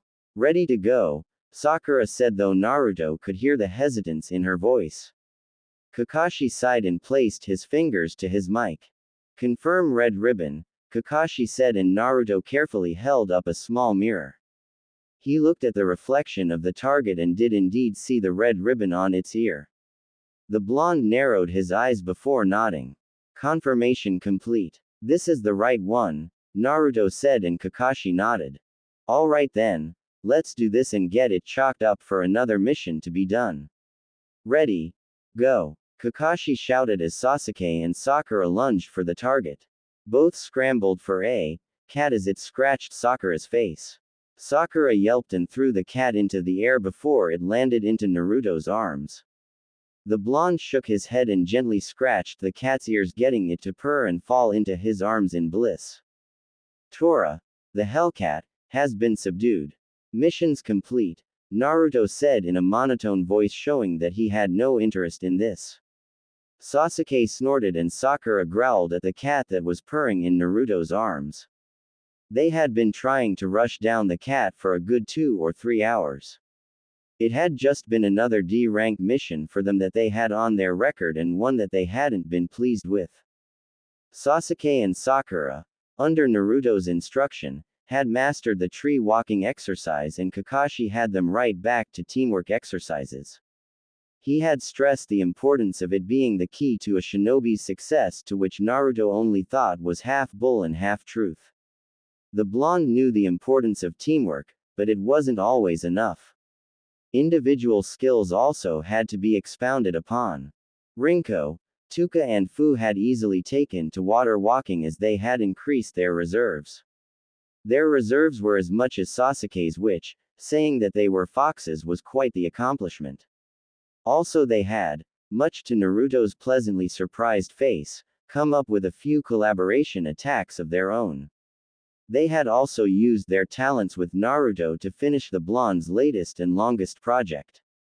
It had been a long and tiring process for them all, but Naruto was glad to have it done. Naruto, himself, managed to learn 2 new jutsu and put them under his belt. They weren't much in the way of attack and defense, but just for backup purposes if anyone needed it. In that time, Anko had never gone back to his house and Naruto hadn't been seeking her out either. He had reasoned that she was busy and didn't always have the time to be a pain in his ass. It allowed him just a little peace of mind. Very good, you guys. Now then, let's take it back to them so that we can declare this mission a success, Kakashi said, and everyone nodded their heads as they walked away. In the mission room, Sasuke and Sakura smirked victoriously as the cat, Tora, got its life squeezed out of it by the daimyo's wife. She really strangled it, and at seeing such a thing, Rinko, Tuka and Fu winced before they clung to Naruto a little more possessively. They hoped that they wouldn't be hugged like that. Oh, thank you for finding my lovely Tora. I don't know what I would do if I couldn't find her, she said, and the shinobi bowed before she took Tora away with a happy mood on her face. Seeing that this would more than likely happen again, but for now having it done with, Naruto read the last pages to the first Ika and then pulled out a drama book for himself. Sometimes nothing but scene after scene made books sort of dull. Congratulations on your mission, Team 7. Now let's see. You have cleaning the park, placing up ads for the local bookstore, chaperoning the kids at the academy, or... No. Everyone turned and they noticed Sasuke snarling. The Uchiha Inn had enough of this shit. Sakura was surprised by Sasuke's outburst and Naruto raised an eyebrow. Kakashi sighed while Sasuke shook his head. 3 weeks of this shit is enough. I'm not going to get stronger doing these damn chores that you call missions. Give us something better, Sasuke said to the Sandaime and Iruka, who were looking at each other. Iruka stood to his feet and glared at Sasuke. Watch your tone, Genin. There is an order to everything that needs to be done. Everyone's had to do these missions before. You are no different. This is to familiarize yourself with each other so that contact and teamwork can be established in the field. You need to remember your respect before the Hokage, Iruka scolded, and Sakura was more than ready to defend her crush before Kakashi sighed. Hokage-sama. Naruto's unexpected voice brought everyone's attention to him, but the only thing they could all see was his face covered by his book that he was reading. Yes, Naruto-kun, Sarutobi asked, a little disheartened that the blonde's attitude had been the same. One of so much respect, but at the same time still being impassive to the very end. How many missions has Team 7 accumulated? Naruto asked, and Sarutobi held up a file and opened it.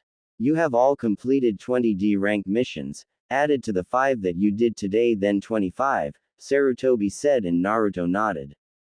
I believe that in the Shinobi Guide it states, once a team, no matter its members, has completed an appropriate 25 or more D rank missions, then they are eligible to a C rank mission, Naruto said, finishing. Sasuke and Sakura widened their eyes while Kakashi sighed. This would just mean more work for him, and the lazy Jonin really didn't want such a thing. Iruka smiled at Naruto's knowledge, but the glare that the blonde casted sort of made him shiver. That somewhere down the line he had failed Naruto, and so had the academy.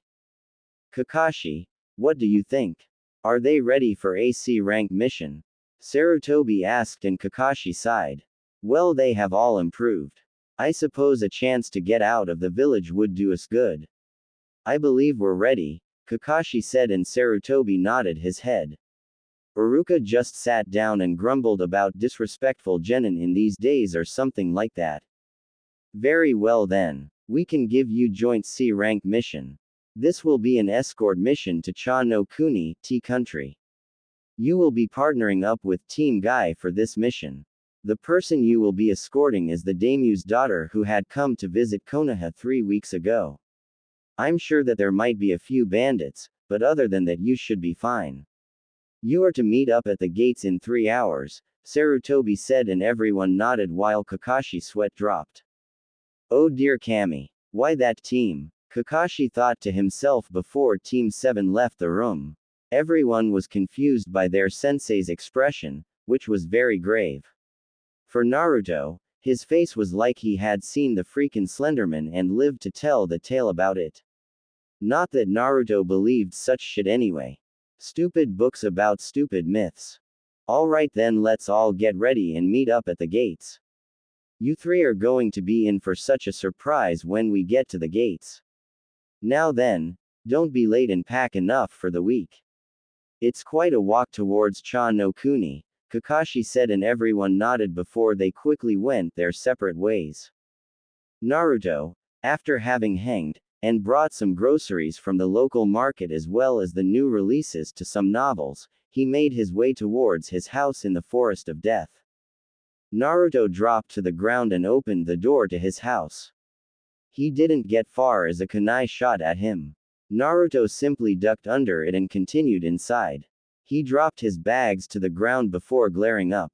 He turned and noticed two Anbu his height in the room. Misa, Sai, what do you want? Naruto asked, and the Sai Anbu took off his mask showing his pale, almost expressionless face. Nice to see you Naruto-senpai again. Sai and Naruto paused as he tried to put his things into the refrigerator. I'm not your senpai Sai-san. In order for me to be your senpai I'd have to be with Root. I'm not, therefore I'm not your senpai. Also why is Misa with you? Naruto asked. Danzo-sama had me take her to see you, Sai said, and Misa stepped forward. Naruto-sama, Danzo-sama has petitioned you to make weapons for Root, Misa said as toneless as she could, but Naruto could hear the small feminine tone in it. That news had caught him off guard to say the least. Naruto normally wasn't one to be caught off guard by anything, but dealing with Danzo for quite a while, the blonde still didn't know how the old Warhawk thought. Danzo was as much an enigma to Naruto as Naruto was an enigma to Danzo. Neither could fully comprehend the other. That's what made Danzo so interesting to Naruto, that the blonde had to be a partner to him. Danzo would indirectly train Naruto by offering him scrolls, and Naruto would work with Root from time to time, like a messenger or shorthand of sorts. I see. Well, Danzo's no fool. He knows my work fee. I'm going to need, Naruto said before Sai placed a bag on the table. Half of the money and the other half upon completion, but from Danzo you have said that you will work for jutsu, so he has offered you 3 B rank techniques, and 1 C rank jutsu, Sai said, and Naruto glanced to them. 2 wind techniques, a water technique and a fire technique. A fair price. Very well. I know how many of you there are en route. Expect your supplies within the month, Naruto said, and Sai bowed his head.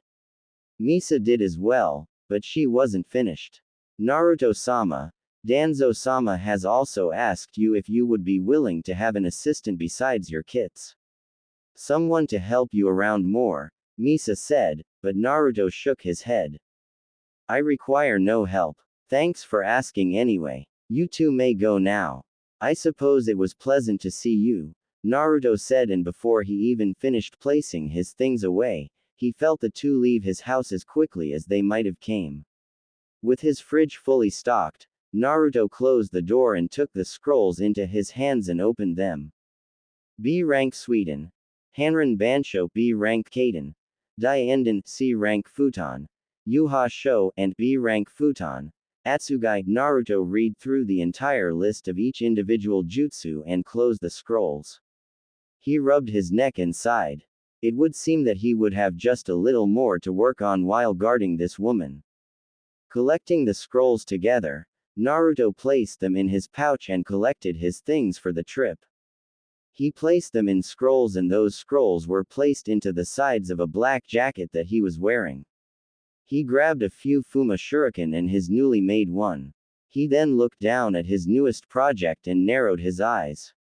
He just shrugged his shoulders and pocketed those as well. Naruto took one last look at his house before turning off the lights and closing the door. He hoped that things would be rough just a little bit.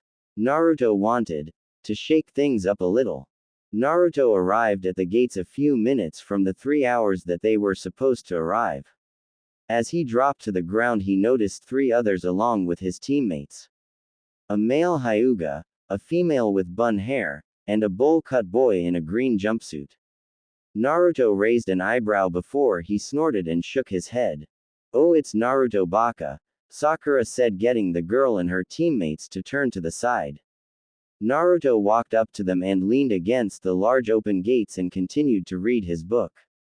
"Asu. How do you do? I'm Konoha's green beast. I'm Rock Lee," the boy known as Lee said. Quote. Lee blinked before he turned to his 2 teammates. The Hyuga and the girl shrugged their shoulders while Lee smiled.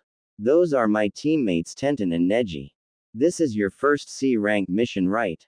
Awesome. We'll get it done and our flames of youth will shine brightly for our village," Lee said with his tears falling. "Sorry. What did you say?" Naruto asked, coming to his senses. His kits whimpered at the sight of the energetic young man in front of them. Those clothes, that hair, those eyebrows. Naruto could feel Fu shuddering against his body and shook his head. He only then noticed that Lee seemed to be gawking at him. "Damn you and your attitude. I see that you are to be my destined rival since Gai-sensei and Kakashi-san are rivals. I will not lose to you. And if I do, then I will run around Konoha 500 times on my hands, and if I can't do that," Lee went on about his attempts, and each time Naruto gripped his book a little tighter. "This guy is as worse as Haruno," Naruto thought before he noticed Lee was bonked across the head. "Lee, that's enough out of you.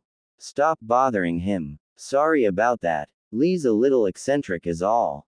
"Can I get your name?"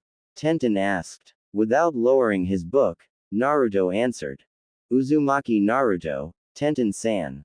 It's Team 7's first C rank, so I guess good luck to you," Naruto said, and he noticed that he didn't get a response. Silence became apparent and the blonde lowered his book to allow himself to see Tenten staring at him. "Why, you're Uzumaki Naruto?" Tenten asked, and Naruto narrowed his eyes. "Great. Another foolish person in this village. It will never end, I guess. It's to be expected since these fools fails to see the true powers of Fuinjutsu." "That's right. I am," Naruto said, getting on his guard in case of anything. However, he wasn't prepared as Tenten dropped to her knees and bowed to the ground. Naruto blinked while Neji, Sasuke, Lee and Sakura seemed confused. "Why, you're my idol. Please, can I see the weapon? The one that was used against Kakashi-san. It's the talk of the village that you design weapons of a weird design. Please, can I see it?" Tenten begged, and Naruto rolled his eyes. "The Dobi makes weapons." Sasuke wondered while Sakura seemed to wonder just what the hell was wrong with the girl in front of her. She should be bowing to Sasuke, not to the idiot. Neji's face scrunched up into a glare, and since he was a Hyuga, his pupil-less eyes made it all the more intimidating or so. "Why should I?" Naruto asked, folding his arms. Tenten looked up in surprise before she grabbed Naruto's hands. "Anyone who makes weapons must pass on their work to their followers." "Just a peek?" Tenten asked, and Naruto just stared at the girl before he reached into his pouch and tossed out the Fuma Shuriken. He handed it to Tenten and she gleefully watched it gleam in the sunlight. She managed to click a button and widened her eyes as the 4 swirl blades to the shuriken popped out. Sakura gasped and Sasuke snorted, but truth was that he was impressed with its design as well. Back during the Kakashi fight, Sasuke couldn't get a good look at it, but now it was amazing. If he could master that weapon, then he could get rid of Itachi easily. "Sugoi. This is incredible, Naruto-san. I can't see a flaw anywhere. It's even beyond what my dad can create. You could get a job with Exodus Metals. I plan to work there myself. Wouldn't it be cool if we both worked there?" Tenten asked, trying to get an excited response from Naruto, but the blonde just seemed disinterested about it all. "Whatever," Naruto said, folding his arms. Tenten shrugged her shoulders before gazing back up at the weapon. Her dad had signed up their weapons shop with Exodus Metals and they would receive and deliver materials between each other. Tenten didn't know the reasons why the other 5 small family business had joined, but they couldn't be bad reasons. Well, all our youthful companions have arrived. That is the feeling of youth. We will tackle this with the best of our ability. Our passionate flames will not die down from this adventure. Isn't that right? Everyone turned and Naruto's eyebrow twitched while Fu, Rinko, and Tuka popped their heads out and they instantly regretted doing so. It was an adult Lee. He wore the same thing that Lee wore except that he made the outfit look so much worse. Naruto looked down as he noticed Tuka had managed to get underneath his black shirt and huddle close to his chest away from the scary monster that was Maida Guy. Naruto could feel her shiver and he wondered if maybe Tuka just wasn't used to those kinds of people. They didn't have a problem with Anko, but then again Anko's eyebrows never took of about 5% of her face. This guy was just a category of weird that Naruto didn't want to get into. He could in fact feel his IQ dropping from every word this guy said out of his mouth. So this is Maida Guy, the strongest taijutsu user in Konoha. No doubt he's passed that ability on to Lee-san if his outfit is any indication. I just know I'm going to have a headache when this is over, Naruto thought to himself and gave a heavy sigh. Sasuke and Sakura winced at the sight of the man and Sakura carefully inched her way to Sasuke to try and hide behind him. So you are Kakashi's youthful students. You look like a fine bunch. Let's get this mission done. Guy shouted and Lee shouted as well. Neji held his head down and so did Tenten in embarrassment. Naruto shook his head and went back to his book. A few minutes later, Kakashi appeared with his lame excuses as always before everyone noticed a palanquin. Inside was a girl about Naruto's age along with the palanquin holders or bearers or whatever it was that Naruto couldn't figure out. He just shook his head while the men dropped the large litter to the ground while the woman stepped out. She was your traditional well-to-do rich girl. She wore the fancy robes, had the fancy hair, bowed with a nice grace and her face was blemishless as usual. Naruto had known why she was here. She wasn't some tourist coming to Konoha. No, she had heard about Exodus Metals through Konoha and apparently the daimyo of Cha no Kuni was hoping if Konoha would be able to contact the head of Exodus Metals since Cha no Kuni was out of the way from Yu no Kuni. Exodus Metals had respectfully declined the offer saying that it wasn't needed for the woman to force herself so she was going back home fiancé-less. Thank you for your protection. I hope you serve us well during your stay, she said in a melodious voice. Everyone nodded to her, except for one person. She turned to see Naruto reading his book and she read the title. Wild Storms in the Sunlight Garden, a very rare and expensive book. Only about 10 of those books were ever to be sold. Her father had one and she had read it. She never expected a commoner to have one. Also maybe she was mistaken or not, but she saw ruffled in his zipped-up jacket. She blinked before she sauntered over to Naruto. I wonder how Naruto will react to royalty, Kakashi thought to himself. Everyone else probably wondered the same as the young woman came up to him. Thank you for offering your services and protection to me. I hope we have a pleasant time, she said. Everyone waited with bated breath for a response, but to their surprise there wasn't one. The only sound that could be heard was the sound of a page turning. See, can he do that? Ignore such a powerful woman? Tenten asked, but no one answered. Neji narrowed his eyes while Lee and Guy seemed confused. Naruto just flipped another page of his book while the young woman leaned up. I'm Kyoko. What might your name be? The young woman asked. Still she got no response. This didn't seem to go well with the palanquin bearers as one of them marched up to the blonde. Kyoko-sama has generously offered her name to you. Answer her, peasant, he said, and Kyoko frowned as did everyone else. Naruto made no indication that he either acknowledged Kyoko's presence or the man's presence and everyone still waited. Kyoko looked down and she noticed 3 sets of eyes looking at her. They blinked in confusion of her appearance and Kyoko smiled at the three. Wow, they are so cute. Their fur is also amazing. I wish I could have one, Kyoko said, and Naruto brought his book down to allow his eyes to glare at her. He then sighed. Hitaki, how long until we move out? Naruto asked, finally speaking, and that broke everyone's musings. Kakashi blinked before clearing his throat. Kyoko-sama, we will need you back in the palanquin to proceed. We're a little behind schedule and we should get a move on. Naruto and Tenten will take the front. Sasuke and Neji will take the side. Sakura and Lee will take the other side. Then Guy and I will take up the rear also, just a little further. Naruto, you're our eyes as you have the best sensor capabilities. Use your clones to scout ahead and warn us of trouble, Kakashi instructed. Naruto grunted an acknowledgement as he strolled up to the front with Tenten. Well, he's just Mr. Personality, isn't he? He's like you, Neji, Tenten said, and Neji snorted then grumbled in that order. He took his spot with Sasuke on the left side of the palanquin, as did Sakura and Lee, though Sakura had reservations as Lee winked at her, getting shivers down her spine.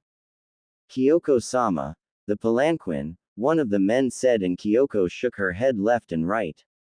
No, I won't ride unless I can ride with one of those adorable foxes in my lap, she whined, and people groaned as they glanced to Naruto, hoping that the blonde would agree. The foxes quickly hid themselves from view and scrunched up close to their father figure. Naruto, don't you think that you should comply? Tenten asked. Naruto said nothing. If someone asked for a parent to give them their child, would they? Naruto didn't know about other parents, but for him it was a hell no. They were his kids. He would just comply, wait for her to get fed up with waiting like the little fool she was, get in the palanquin and have them complete their mission. It was a long 5 minutes of silence, but everyone could see that either Naruto wasn't paying attention, he wasn't going to hand them over, or he was just being selfish. Sakura growled and marched up to Naruto. Naruto, give the daimyo's daughter one of your foxes. It's not like she's going to keep them, so just give her one of the mongrels. Sakura said, and Naruto took in a deep breath of air and exhaled. Remember your place, Haruno. It's back next to Lee-san. I suggest that you get over there if you know what's good for you, Naruto warned, but Sakura persisted. Guys, Tenten said, and everyone was watching the scene in front of them with interest. Kakashi took an unconscious step forward. Something told him that this might end very badly, with Sakura being on worse terms with Naruto that she already was. Damn it, they are just dumb animals. If she wants one, then you hand one to her. Sakura said and reached her hands forward. She just got inches within Naruto's torso before everyone blinked. Naruto grabbed Sakura's and quickly squeezed it, sending her to the ground. Sakura winced painfully at the touch of Naruto's hands, and she was sure that she could hear a small bone snap. Naruto, that's enough. Let Sakura go, Kakashi ordered, and Naruto let Sakura kneel on the ground some more in a way that forced her to look into his eyes. Don't you ever touch my kids, Naruto snarled, and Sakura shivered as she felt her mouth stop working. I will never entrust their lives with someone that I don't know. I could give a damn who she is or what family she comes from. You try and touch them again and there won't be an arm for you to try and reach for them again, Naruto said before he threw Sakura's arm away and resumed his post. Sakura turned and saw the hand print from Naruto's touch on her skin. She shivered before Kakashi helped her up. He shot Naruto a look, and the blonde knew that he did, but he ignored it. Seeing that the scene was over, one of the men cleared his throat. Kyoko-sama, if you don't mind now. It seems that the young man isn't going to relent, he said, and Kyoko nodded wisely. She glanced back at Naruto for a bit, and she was sure that he gave her a corner of his eye that dared her to even try something like Sakura had. Very well, let's go. I couldn't get them today. Maybe tomorrow, she said. Naruto snorted and he unzipped the upper half of his jacket to see Rinko and Fu yipping at him. He then went to the next layer, his shirt, and opened it to see Tuka furled up and sleeping calmly next to her father's warm stomach like she always did. Sorry you had to see me like that, Naruto said, and the foxes just smiled as Fu and Rinko curled into each other and slept. Naruto zipped up his chest and felt a hand on his shoulder. Naruto, are you alright now? Tenten asked, and Naruto closed his eyes. I'm fine, Tenten-san. Forgive my actions. I foolishly let my anger get the better of me. I need more training, Naruto said, and Tenten shook her head. No problem. I can see that they mean a lot to you. I think you were kinda cool, Tenten complimented, and Naruto just grunted. Cool, huh? No one's ever called me that. There might just be a future for you, Tenten-san, Naruto thought to himself with a small inner smile.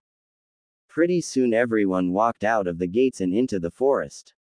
For Sakura it was a big deal to finally be out of the village. As for Sasuke, it was just nice to finally have a higher mission, one where he would get stronger and then prove himself before his brother as he was an avenger. For Naruto, this was nothing new. He had done all of this before when he had first left Konoha by himself. Nei Kakashi-sensei, does Cha no Kuni have any shinobi? Sakura asked. Naruto would have thrown a rock at her for that question, but he had resisted. He did enough to her as it was in letting his emotions get the better of him. He really had to rein that it. It would mean the death of him if he ever reacted that fierce to anything. No, Sakura. Cha no Kuni doesn't have shinobi. It's just a small country south of Konoha. They don't have a military force, and so they come to the major hidden villages or minor villages and give us missions to do things for them. It's how the economy works. So if you're expecting to run into shinobi or kunoichi, then you won't have to worry. As Hokage-sama said, a few bandits or nothing else, Kakashi said, and Sakura nodded with a sigh of her lips. She was, secretly, relieved that they wouldn't be running into trouble, but Sasuke scowled at such words. Time ran its course as people continued through their various things.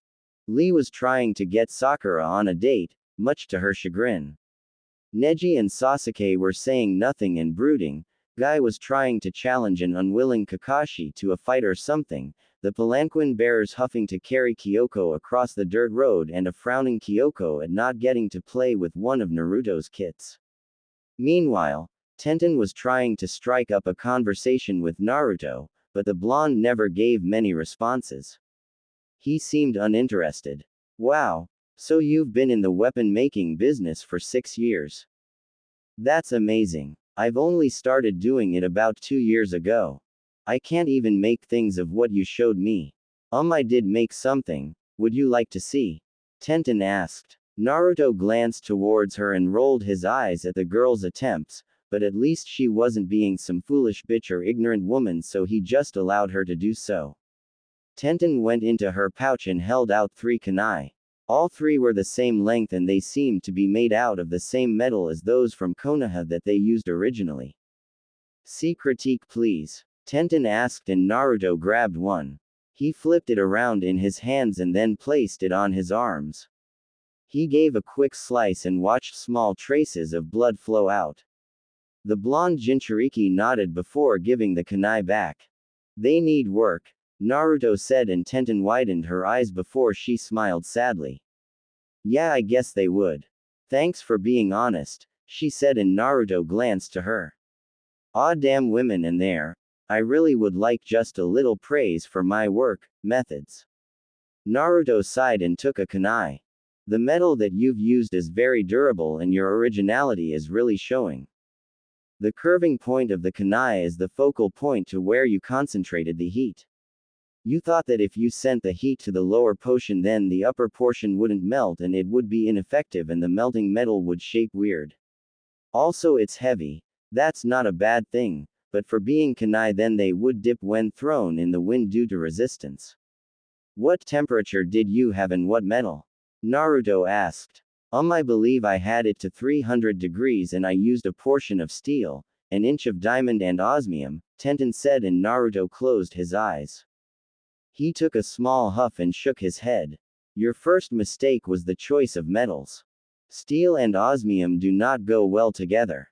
The density of osmium will overtake the density of steel since it has a better durability. Second mistake is that diamond burns well into the 4892 degrees where you shouldn't even be staying in the room without an air conditioner to regulate that temperature and have personal equipment. I see the specks of diamond in your kunai and you should know that diamond doesn't melt. Adding pressure to it will increase density, but that's all you get. Your temp was way too low and your choice of melts are inappropriate, Naruto scolded with a slight bonk to Tenten's head. She nodded and apologized. So, what should I do? Tenten asked. Figure it out. You're supposed to be a weapons mistress.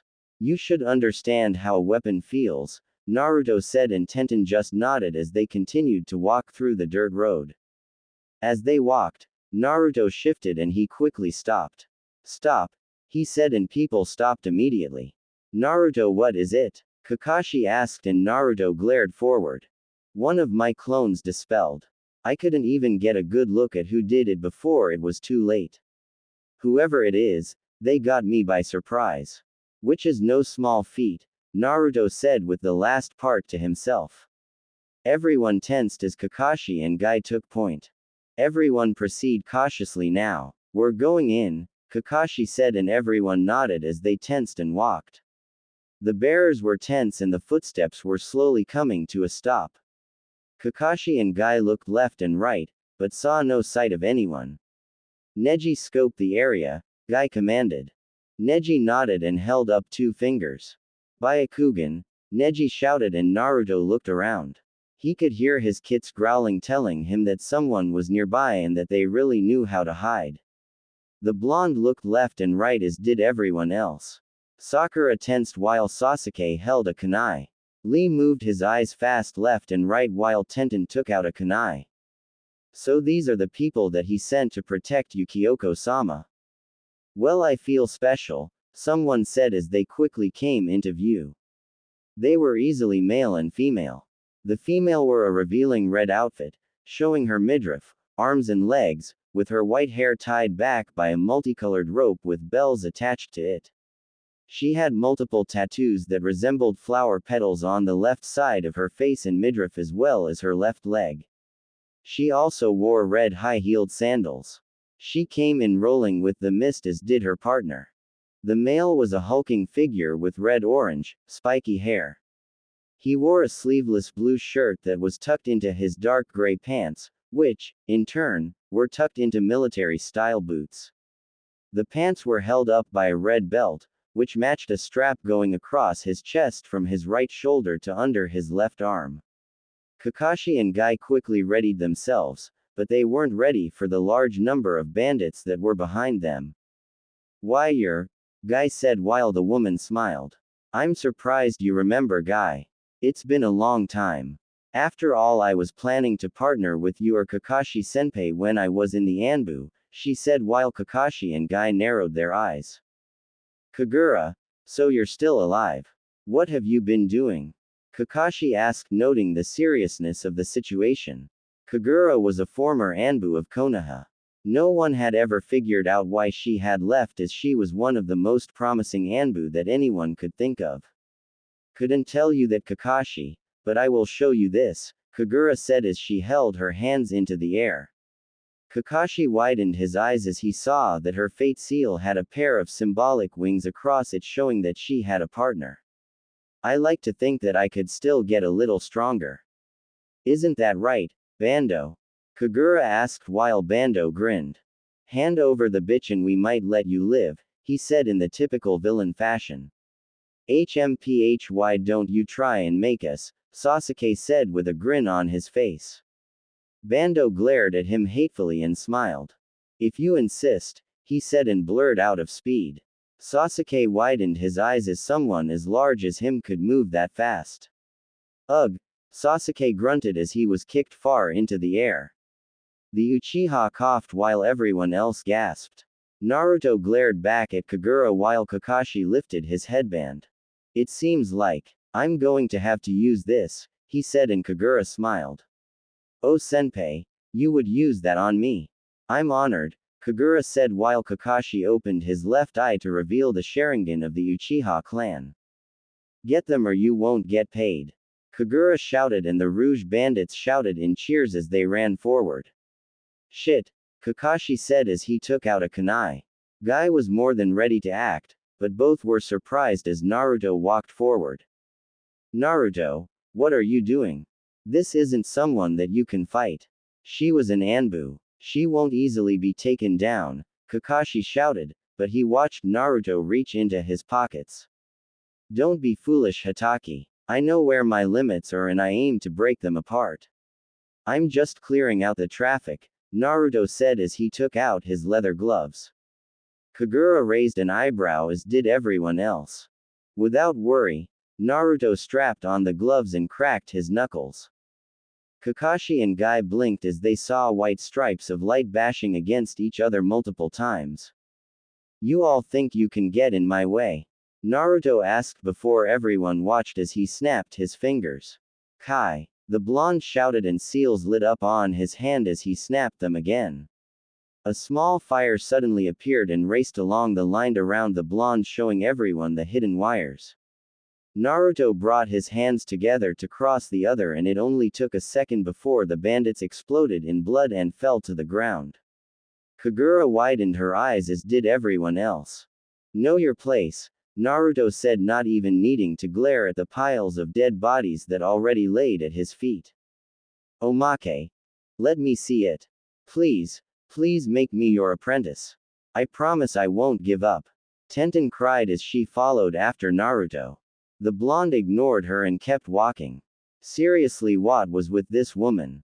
She just didn't know how to take a hint. Sorry, I'm not taking apprentices at this time, Naruto responded before he felt his leg grabbed. He turned and sweat dropped as he saw Tenten crying in front of the villagers. Please, I'll do anything. Just let me see the weapon. I'll partner with you, I'll do you, I'll have your children, anything. Tenten said and Naruto stuttered before he shook his head and tried to walk away, but Tenten's grip was strong. The people of Konoha whispered to each other at the scene they were seeing. I'm not interested in partners or kids at the moment. Get off me, Naruto said, but the bun-haired girl just wouldn't let go. She was like a freaking tick to a dog. I'll proclaim your awesomeness and wisdom to all 5 corners of the elemental nations. I'll give you my virginity, please just let me use it once. Tenten said and this continued until Naruto arrived at his house. Let go of me right now, Naruto said growling at her, but Tenten shook her head left and right. I'll become your slave, your mistress, maid, cook, laundry folder, doormat, anything. Naruto-kun, I need it. Tenten cried while Naruto slammed his door shut. All through the night Tenten never stopped and Naruto never got any sleep. He even got a major headache and that was sending him to the ground currently. Tenten followed Naruto the next day as the blonde tried his best to get away from his fan, but it wasn't working. Would you just leave me alone? Naruto asked, but Tenten shook her head, the stars in her eyes becoming more apparent. Weapon, weapon, weapon, weapon, she drooled and Naruto shivered. Oh god, this wasn't good. Naruto baka, where were you yesterday? We were looking all over the damn village for you. I'm gonna hit you so hard your father's going to feel it. Sakura said, cracking her knuckles. She was ready to release a punch that Naruto would block, but instead he blinked. Tenten quickly grabbed Sakura's hand and subdued her into the ground, placing it behind her back painfully. Worm, you are not to touch Naruto-sama. You are not to come in front of his awesome presence. Know your place, Tenten said as she squeezed Sakura's arm tighter. Sakura ran off crying while Naruto blinked. Thank you, Naruto asked and Tenten smiled. Anything for you Naruto-sama, she said and Naruto's mind finally went into overdrive. Naruto walked through the village reading his book as leisurely as he could before he shifted. He narrowed his eyes and snapped his finger.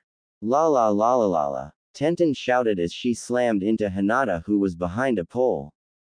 You will not stalk Naruto-sama. Your eyes are unfit to gaze upon his magnificence. Tenten said at a startled Hinata. The crowds gasped as Naruto smiled. Step to one side, people. All of you one side. Out of the way of Naruto-sama if you don't want a rusted kunai up your ass. Tenten shouted as people backed away from the crazy girl. Naruto smirked as he walked through the village with ease. That's it. She's hired. She really knows her place, Naruto thought before someone shouted. Demon lover, he said, and Naruto noticed Tenten grin. Who said that? Tenten shouted and people backed away. Alright then. Rusted kunai up the ass for everyone. She shouted as she flung her rusty kunai up people's anuses. People hollered as screaming rang through the village. The place was vacant and Naruto patted his legs. Tenten appeared at his side and Naruto patted her head while Tenten's tail wagged back and forth. There might be hope for you just yet, Tenten-san, Naruto said as he walked off.